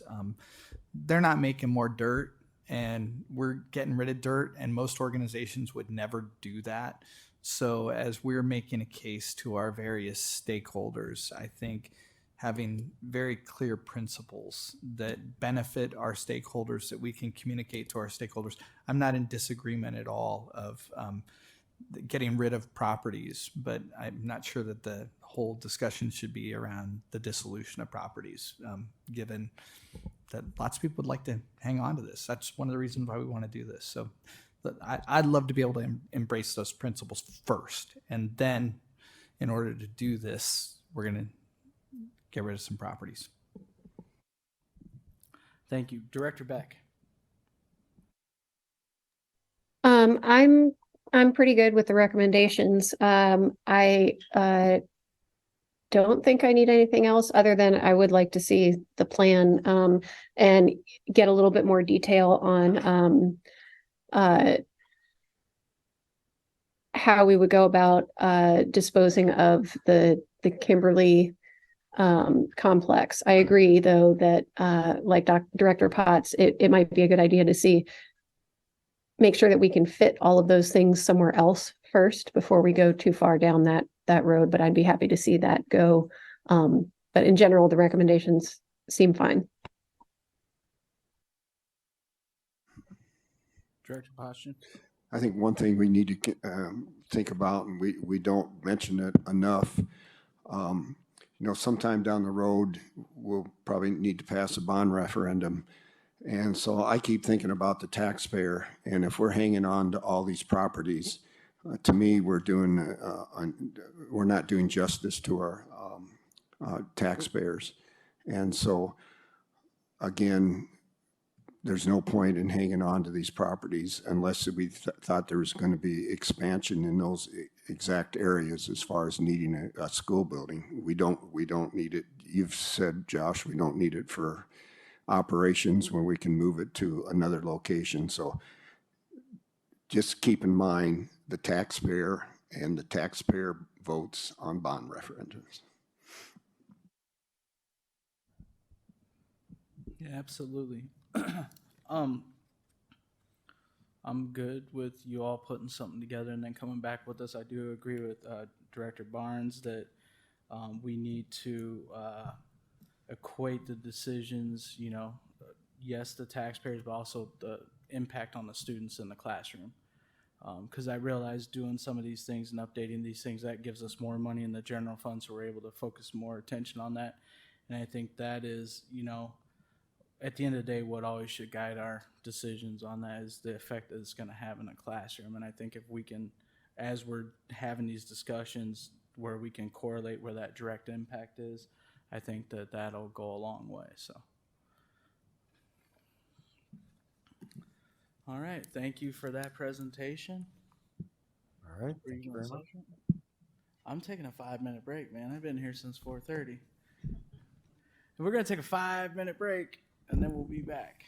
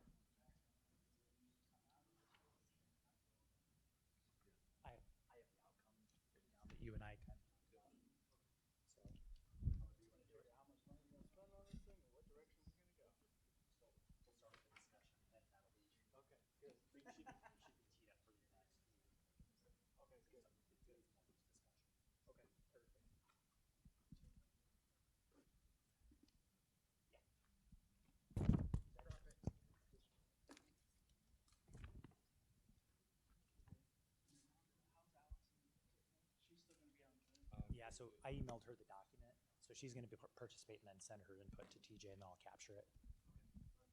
Good. Allison's still on. Allison's still on. Is that good? Okay, thank you.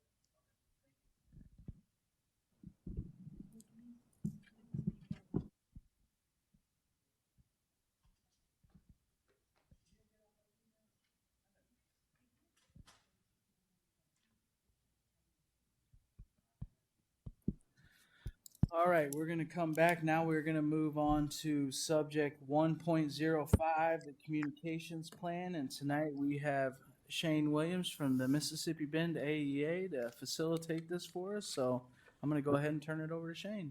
All right, thank you, President Gosa. Linda and I were reminiscing beforehand, just the number of times I used to be at the board meetings, but it's been a while. So appreciate the opportunity to come back and facilitate a discussion. I think it goes without saying how critical communications are, and having an effective and coherent communication strategy is in today's world. Probably never been more important than it is right now. So TJ, in keeping with the spirit of that criticality and how important it is, asked me to come and facilitate a discussion because you're going to be making some very important decisions here in the very near future, which will set you up for years of a long-term, coherent, and effective communication strategy. So tonight is really going to be about discussion. A lot of board interaction, a lot of sharing of ideas. I'm going to be capturing your ideas on chart paper so that ultimately when you come back at your next board meeting or the one after that, you'll be able to make a decision about the path that you want to go down as a board, representing communication for your internal and external stakeholders. So I am going to be asking you to take some notes tonight, to share your thoughts, engage in some elbow conversations with other board members. The goal here is to make sure that you're surfacing your thoughts so that the board can speak with one voice when it comes to this important topic on communication strategy and what the path forward looks like. So our outcome for tonight is not to make a decision. Tonight is really about engaging in a structured dialogue about communications to ensure a coherent and effective strategy as a school board representing the school district moving forward. That's what tonight is all about. So less about decision making, more about conversation, dialogue, surfacing some strengths and weaknesses of what our current reality is, and then, like I said, executing a effective strategy moving forward. So first thing I'm going to ask you to do is, if you have something to write with, just take that out. I put a little rubric or a little framework in front of you to help guide the conversation here, a graphic organizer to help us keep our thoughts on the same page. So when you think about the Davenport Community School District and you think about what is the ideal state for communications, what are some words, individual words, or some short phrases that come to mind when you think about having a world-class communication strategy that this board can execute day in and day out for the stakeholders? So I want you to jot your ideas down in that first box or on a separate piece of paper that says guiding question. What do we want and need with our district communication strategy? So I'm going to give you about 1 minute. Just write down thoughts that surface when you think about our communication strategy as a district. What thoughts and ideas come to mind?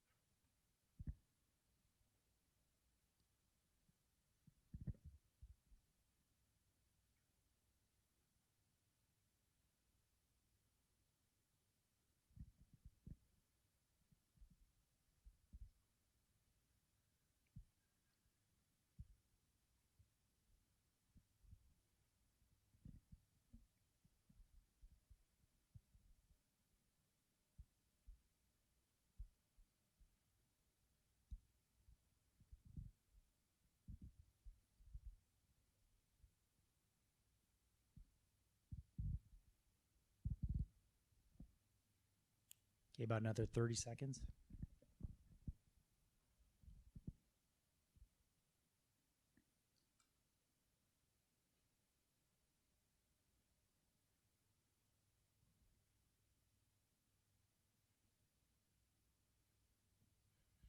Okay, I'm going to ask you to turn and talk to a neighboring board member. So we'll have Director Barnes and Director Potts, and then we'll have a 3 conversation here, and then 2-way conversation here. And Director Beck's going to be sharing her thoughts with TJ via text. So let's just have a real quick 2-minute processing, and then I'm going to ask for some of those ideas that surface in your small groups.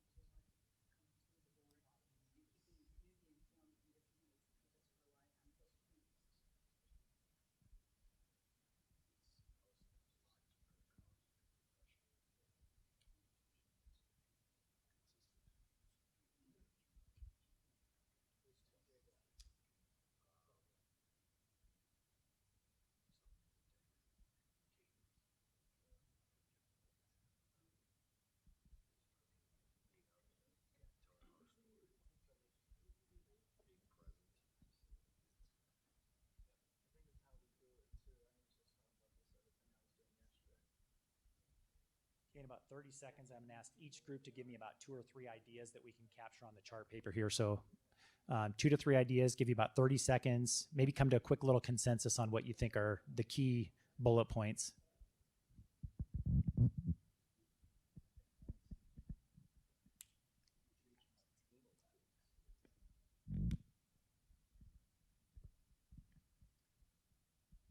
All right, we'll start with Director Barnes and Director Potts. Just throw out some ideas that I'm going to call these communication must-haves.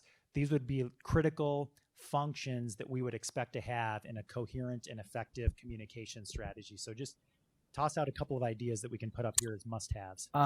Communication of good news, consistently and clearly, effectively highlighting our district's strengths,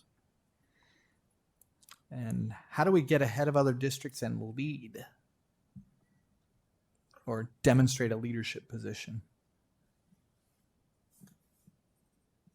Do you need to amplify? Do you care to amplify? Did I get that?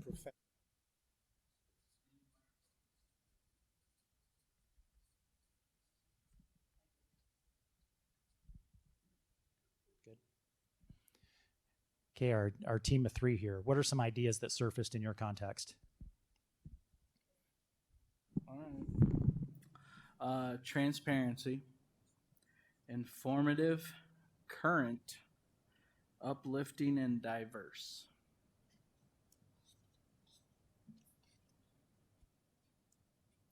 Roll in with yours. Keeping the community informed in different ways. You can't just rely on social media because not everybody has access to that. Sharing great things going on in the district, not just things that come to the school board, but that are out there in the buildings that need to be shared as well. I'll put a star by that one because that one's, that one's seconded too, with it sharing the good news and highlighting that. Anything else from Director Becker? Yeah, widespread, positive, professional, targeted, consistent.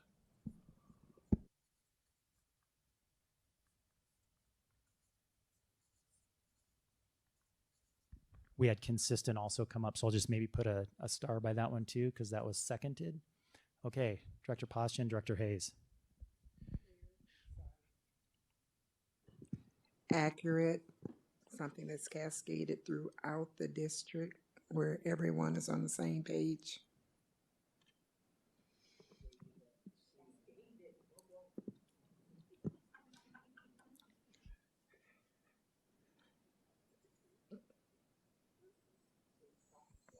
Okay, so let's just review this really quickly. So We're not what the done. board is, oh, I'm sorry. We're not done. Oh, you're not done. Keep going then.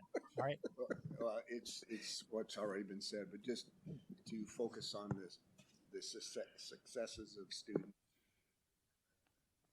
Oh, I like that.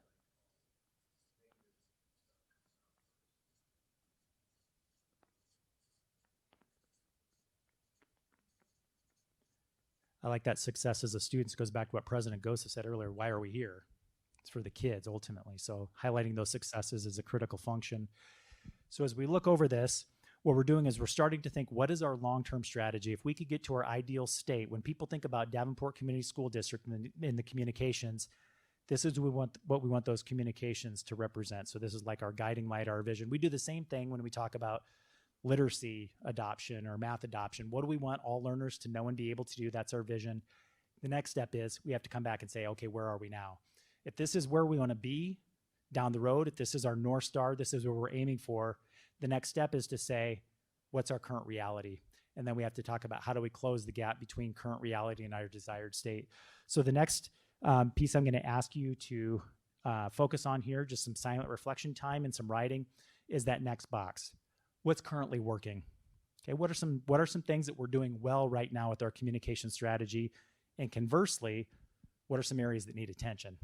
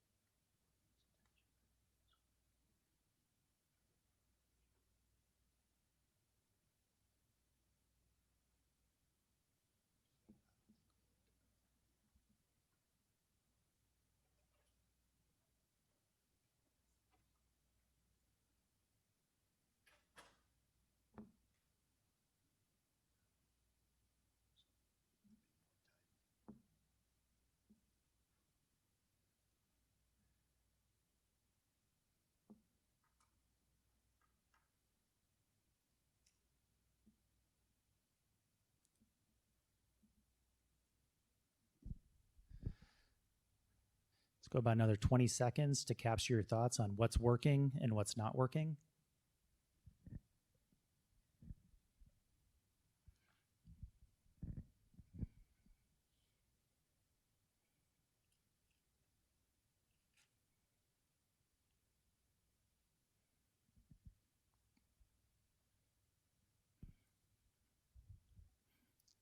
All right, same thing. Let's turn and talk to our elbow partners.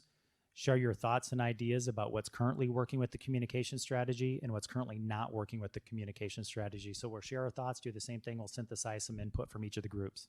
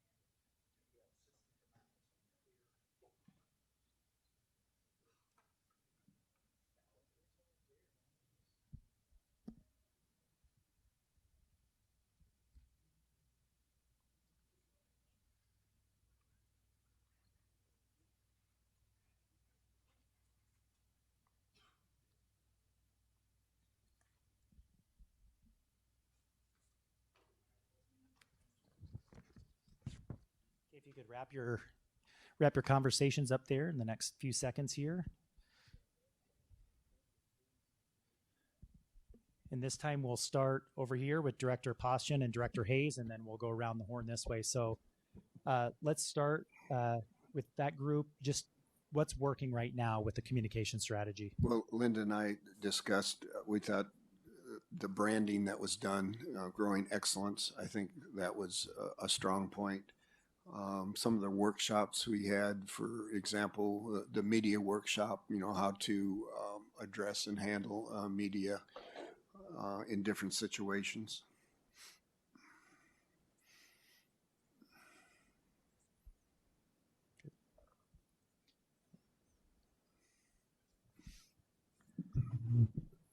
So for mine, I kind of came at it from the parent perspective.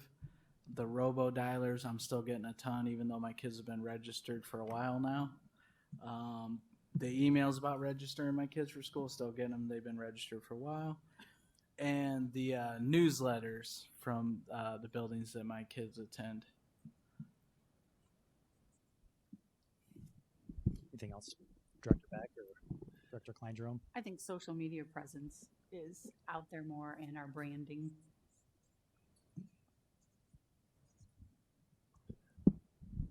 Social media, the branding, logo work, and a big turnaround in negativity in the news.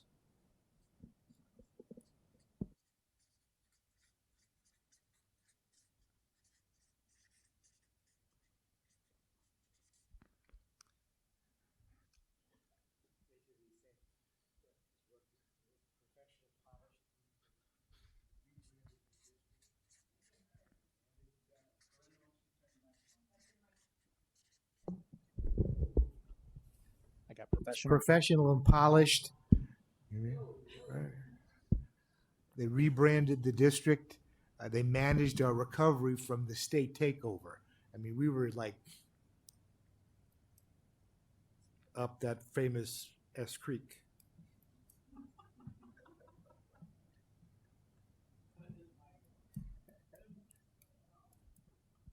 Dr. Barnes. I think I would concur that it's what's the current reality and what's working is stabilization of messaging, and then I do think that the rebrand of the district has been effective, and I would also agree with the social media, but where I'm seeing that is more in what I would describe as a different social media network, and that's LinkedIn. I think the content there is very, very good. Don't know about the rest though. Okay, so let's go back this way, and now let's talk about what's missing. What needs attention with the current strategy that's being executed?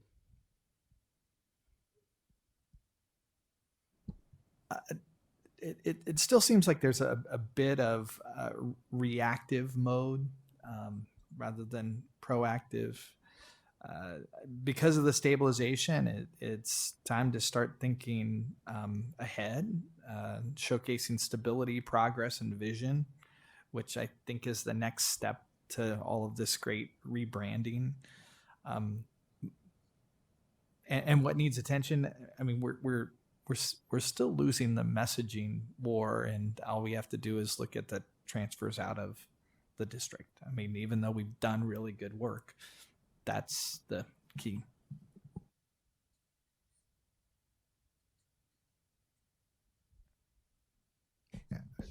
Basically the same thing. We need, it's time to move to the next, to the next phase, and the board has to give that direction. Yes. Okay, so gaps. Our website, success of students and opportunities that are out there. I don't think we're getting the message out to people, like our CTE programs, all of our music programs. There's a lot of things going on that should attract kids to the district, but we aren't getting the information out.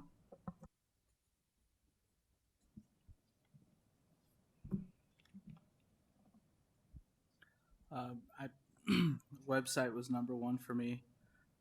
Success of students, and then I put regionalized. I think when we put messages out, we should maybe 1 week's the central region, 1 week's the north region, 1 week's the west region, and we start hitting all those things and get it in a rotation. And the other one was course offerings. We don't tout our story enough on all the things that we offer. And Allison's our website, getting out ahead, and tooting our own horn. And now I think she's just playing with me and making me say funny things like this now. Thank you, TJ. Yes. Linda and I, we talked about being more timely, and that's what some of you said, just getting out ahead of everything.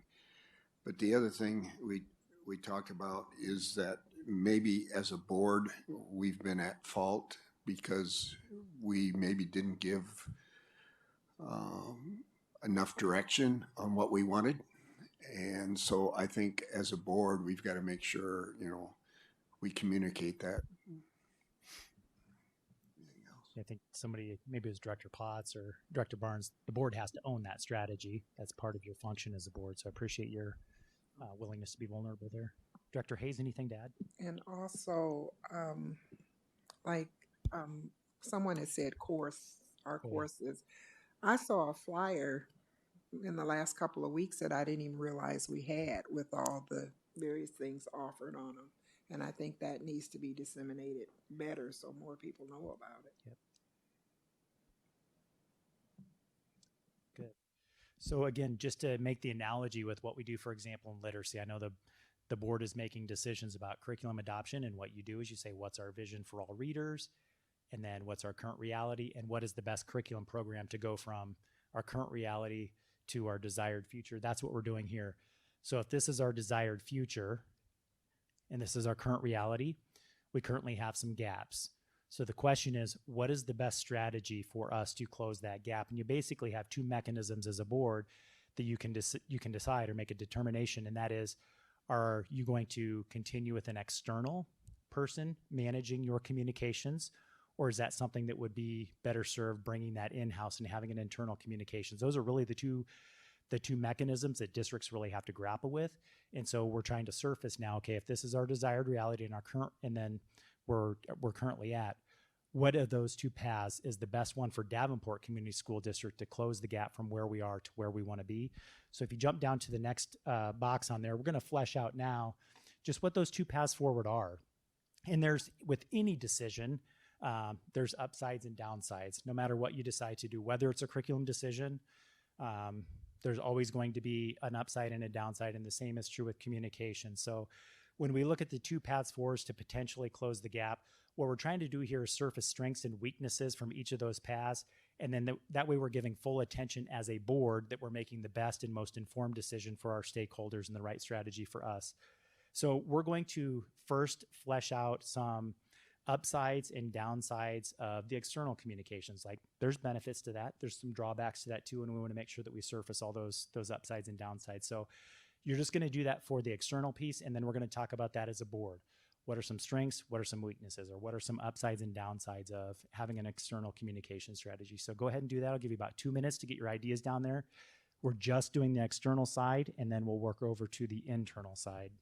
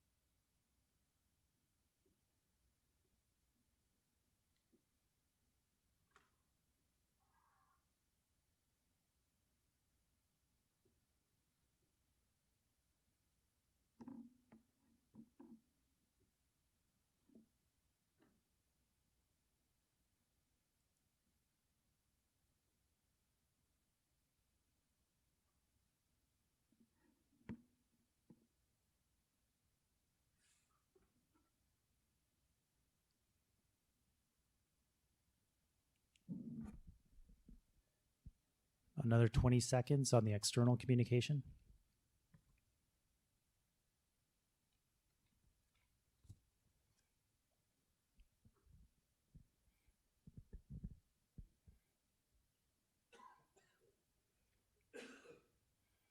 All right, go ahead and share with your elbow partners just what came to mind when you thought about both the upsides and the downsides of the communication strategy.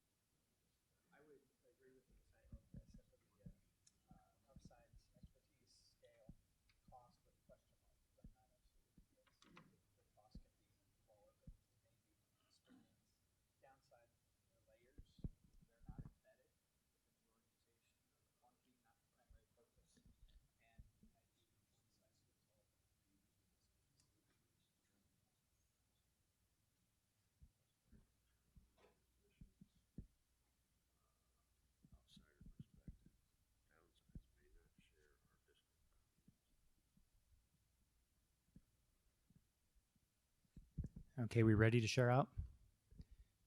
We'll maybe start with President Gosa and Director Klein Jerome's input first. So let's start with the upsides, Karen or Dan. I put it's their business, their wheelhouse. Professional, team, and the offerings. I'm just trying to give you one word, or Shane, make it easier. They know how to brand. There's a team approach to it.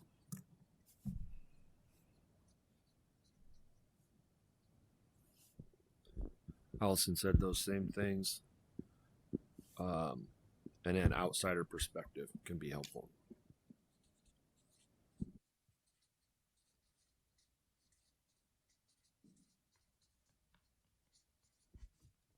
Director Hayes, Director Poston. They can be more objective from the outside looking in, and professional. More resources.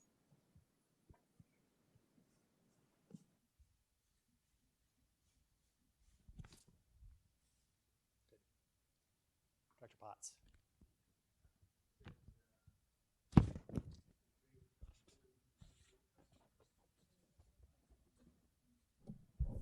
There's greater accountability because we're the customer. They have more contacts and more resources, a larger internal talent pool.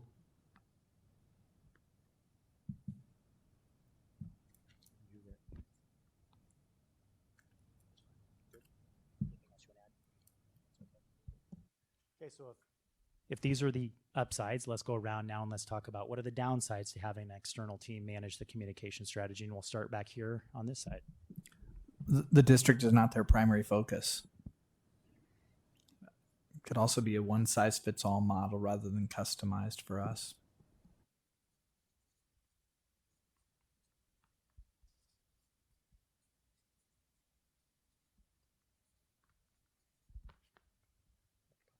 I said they may lack institutional knowledge.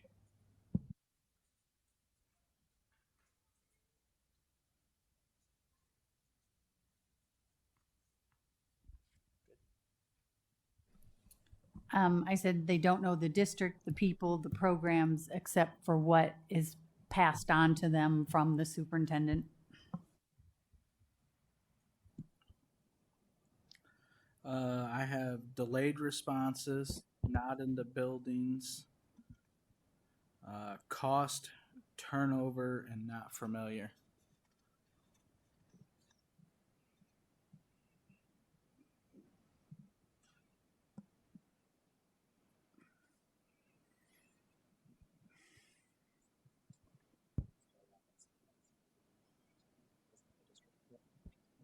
downsides.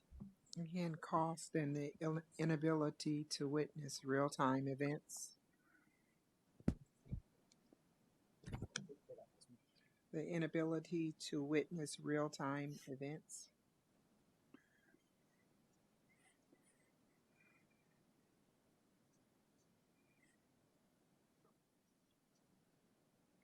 Got your question. Got 'em. Good. Good. Okay, so upsides, downsides of an external communication. Now let's talk about the internal side. So again, two paths here to close the gap from current reality to desired state. So same thing, maybe a little less time. I think you're picking up the pace here on that. So upsides of using an internal communication strategy and the downsides of using an internal communications team.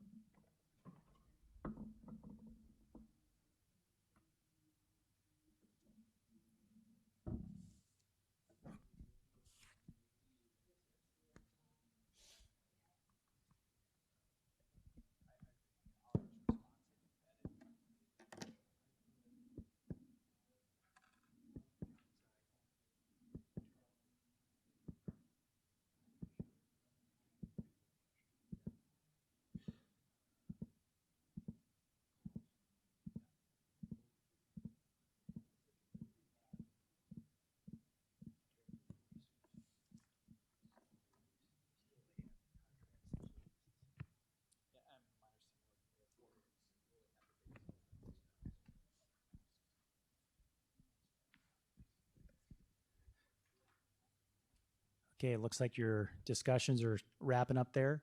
So let's maybe start with Director Poshin and Director Hayes. Let's just focus on the upsides of having an internal communications team manage the strategy. Familiarity,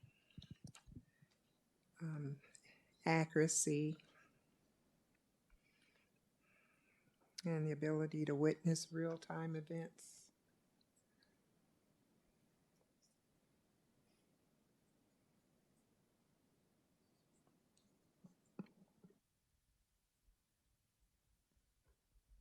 Director Poshin. And then goes along with know the district better. Have it.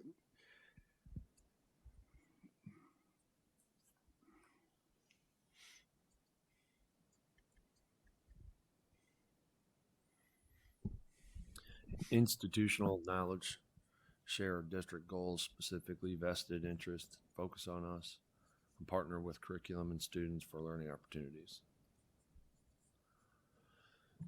Say the last two. After.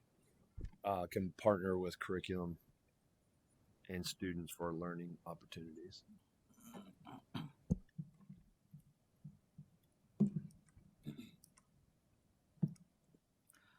Know the district, combine resources, and be in the building to get out ahead.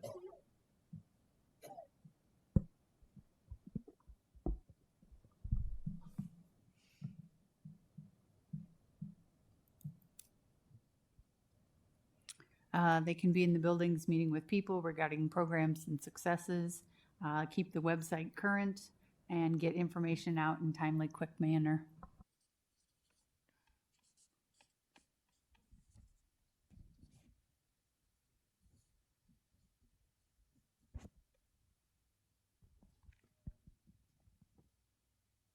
Thank you.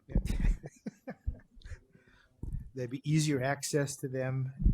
They may have instructional knowledge, institutional knowledge, I mean, assuming you have an internal hire. Director Barnes. Just that they're ours and proximity to leadership.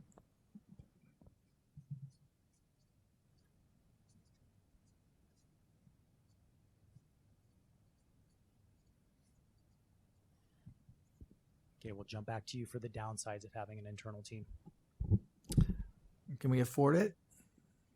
Will whatever team have the sufficient bandwidth? And how would we prevent them from getting bogged down with all of the other things that they always get bogged down with?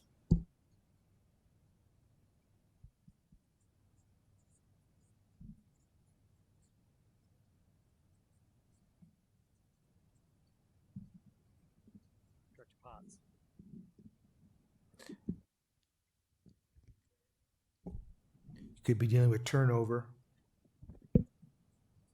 You have a limited talent pool or resources, so you still may have to contract services. And the cost.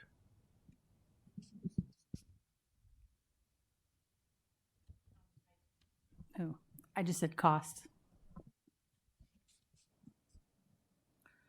I said cost. You potentially lose the outside perspective, whether it's internal or external hire. And then I just put hiring, because hiring is always a process anyway.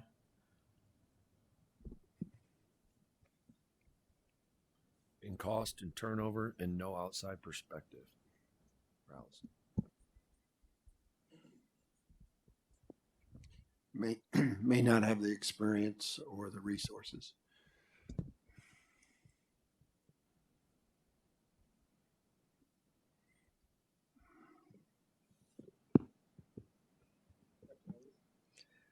Less familiar with the media outlets and the correct verbiage.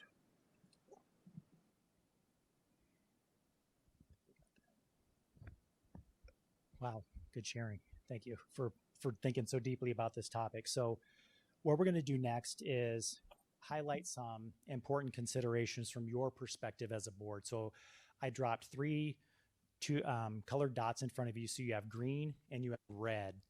So ultimately what we're going to do is I'm going to take this feedback back, synthesize it, and provide it to Superintendent Schneckloth, and then that can guide your decision that you make at a subsequent board meeting. That's kind of the goal here is that we leave here today maybe with a better understanding of where our fellow board members are, but not to make a decision, but we understand what those two different paths forward are, the upsides and the downsides of each. So what you're going to do is you're going to take your green dots and you're going to put them on one of the considerations up here or multiple considerations that you think are the most critical considerations that the superintendent, board president, and others need to make when making this decision for the recommendation. So for example, you might think that the external communications team, green means good, by the way. Green is like, hey, this is an absolute critical driver.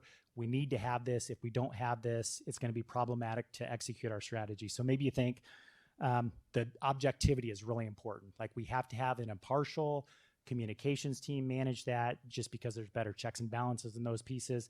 So you want to put a green dot next to the more objective piece. And if you think that is absolutely the most critical thing ever, you can put all three of your dots on that particular one, or you can spread them out. And on the red side, you might think a downside is services are not customized. Like, we need more customized services. That's a drawback of having an external team. I'm going to put a red dot on that because to me, that's an absolute deal breaker. It's so critical that we have customized, personalized services for our community. And if you think that that is one that has a great deal of leverage, you can put all 3 of your red dots on that particular one. If you're looking at and you only have 3, so you have to be really selective about how you're going to do that. So focus on those ones that are most important to you. So for example, upsides of internal communications team. If you think knowledge of the district is an absolute must, it's a non-negotiable for you, you're going to put a green dot on that know the district. And again, if you think that is a major essential ingredient, you could put all 3 of your green dots on that because that to you is the preeminent consideration that you're making for this decision as a board member. Likewise, if you think a drawback is maybe the cost, you're very concerned about the cost of bringing that in-house, might be more expensive to manage an internal team, you're going to put your red dot or red dots on that, or you can spread them out. So what we're looking for is green means good. This is a strength. It's a consideration that we have to take under advisement as a board when we're making this decision. And it's one of those things that will really help us to execute our strategy. And a red is we got to deal with that, or it needs to be taken completely off the table because it's too much of an alarming issue for us. So I'm going to ask you as board members to stand up, take your green dots and your red dots. You put them on the bulleted considerations of the upsides and downsides that you think are most pertinent for you as a board member.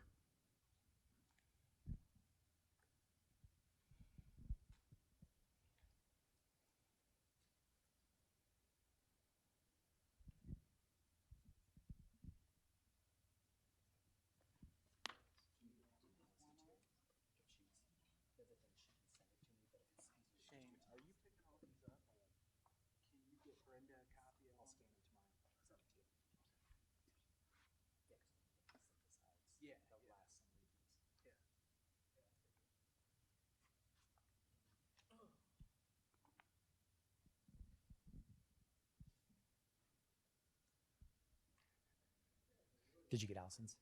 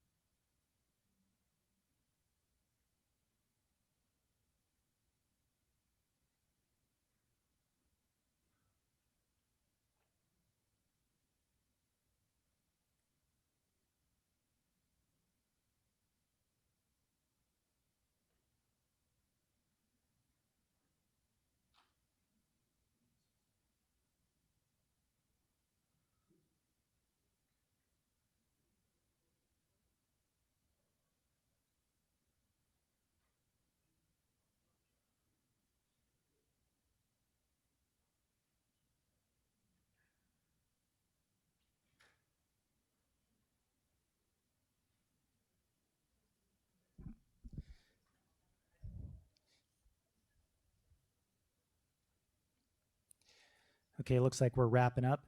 Just have one closing piece here for board members. As you look at the two posters here, do I need to tell the superintendent to wrap it up? Oh, you're taking pictures. So what will help, I think, in guiding the decision so that the board arrives at the best path forward for the students, community members, internal and external stakeholders is for y'all to take a look at what you observe up here in terms of the green dots and red dots and just write a closing summary statement. In the last box at the bottom of the page, just says summarize your observations. When you look at these two pieces of chart paper, just type or write a quick summary statement. And then what I'm going to do is I'm going to collect these papers. I'm going to synthesize all this, type it up into a logical format, send it to Superintendent Schneckloth and President Gosa so that can guide your discussion when you come back together. But just a summary statement. When you look at this, what do you observe? How you doing, buddy?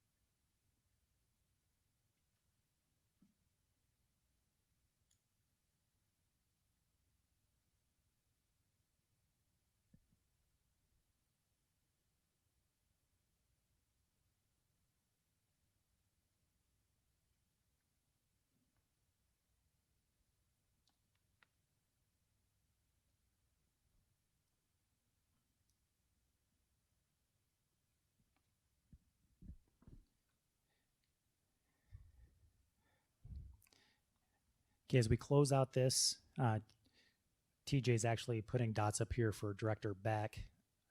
So we'll make sure that her voice is heard in this conversation too. I'm going to ask each of you just to go around and just share one summary statement. If you wrote more than one, that's fine if you want to share more than one. But otherwise, just capture your thoughts, share it with your fellow board members as you look up here and you summarize your thinking, what came to mind. And we'll start with Director Hayes, if you don't mind starting with us.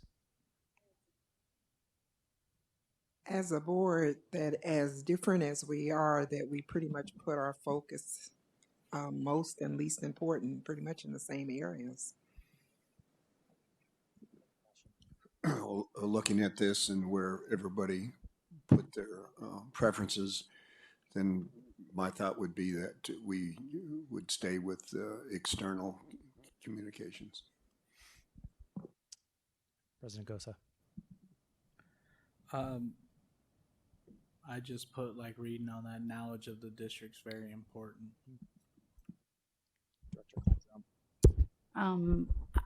What I said is that it's important for us to know the district, have shared goals, as well as timely and quick responses, which all were listed as internal communication upsides.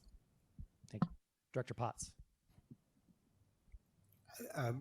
The one thing I would say is that the board has to give the explicit direction as to what we want the communications people to produce. Thank you. Director Bones. Mine is not all that different. External or internal teams can both be effective, but they need to know what we want them to do. That's the bottom line on this. That's that effective and coherent communication strategy, which is really, that's again the purview of the board. So again, thank you all for sharing your critical thoughts, engaging tonight. I do want to collect those papers so I make sure that I get everybody's thoughts captured before I send that summary to the superintendent. So appreciate that. TJ, I don't know if you have anything else that you want to wrap up.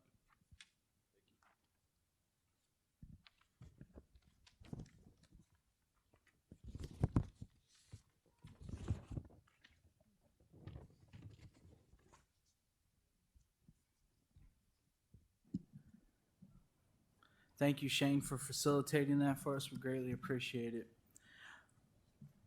Being that's the end, Director Potts, I would entertain a motion to adjourn. So move. Is there a second? Second. All those in favor say aye. Aye. Any opposed, Aye. same signs. Ayes have it. Motion carries. Meeting adjourned.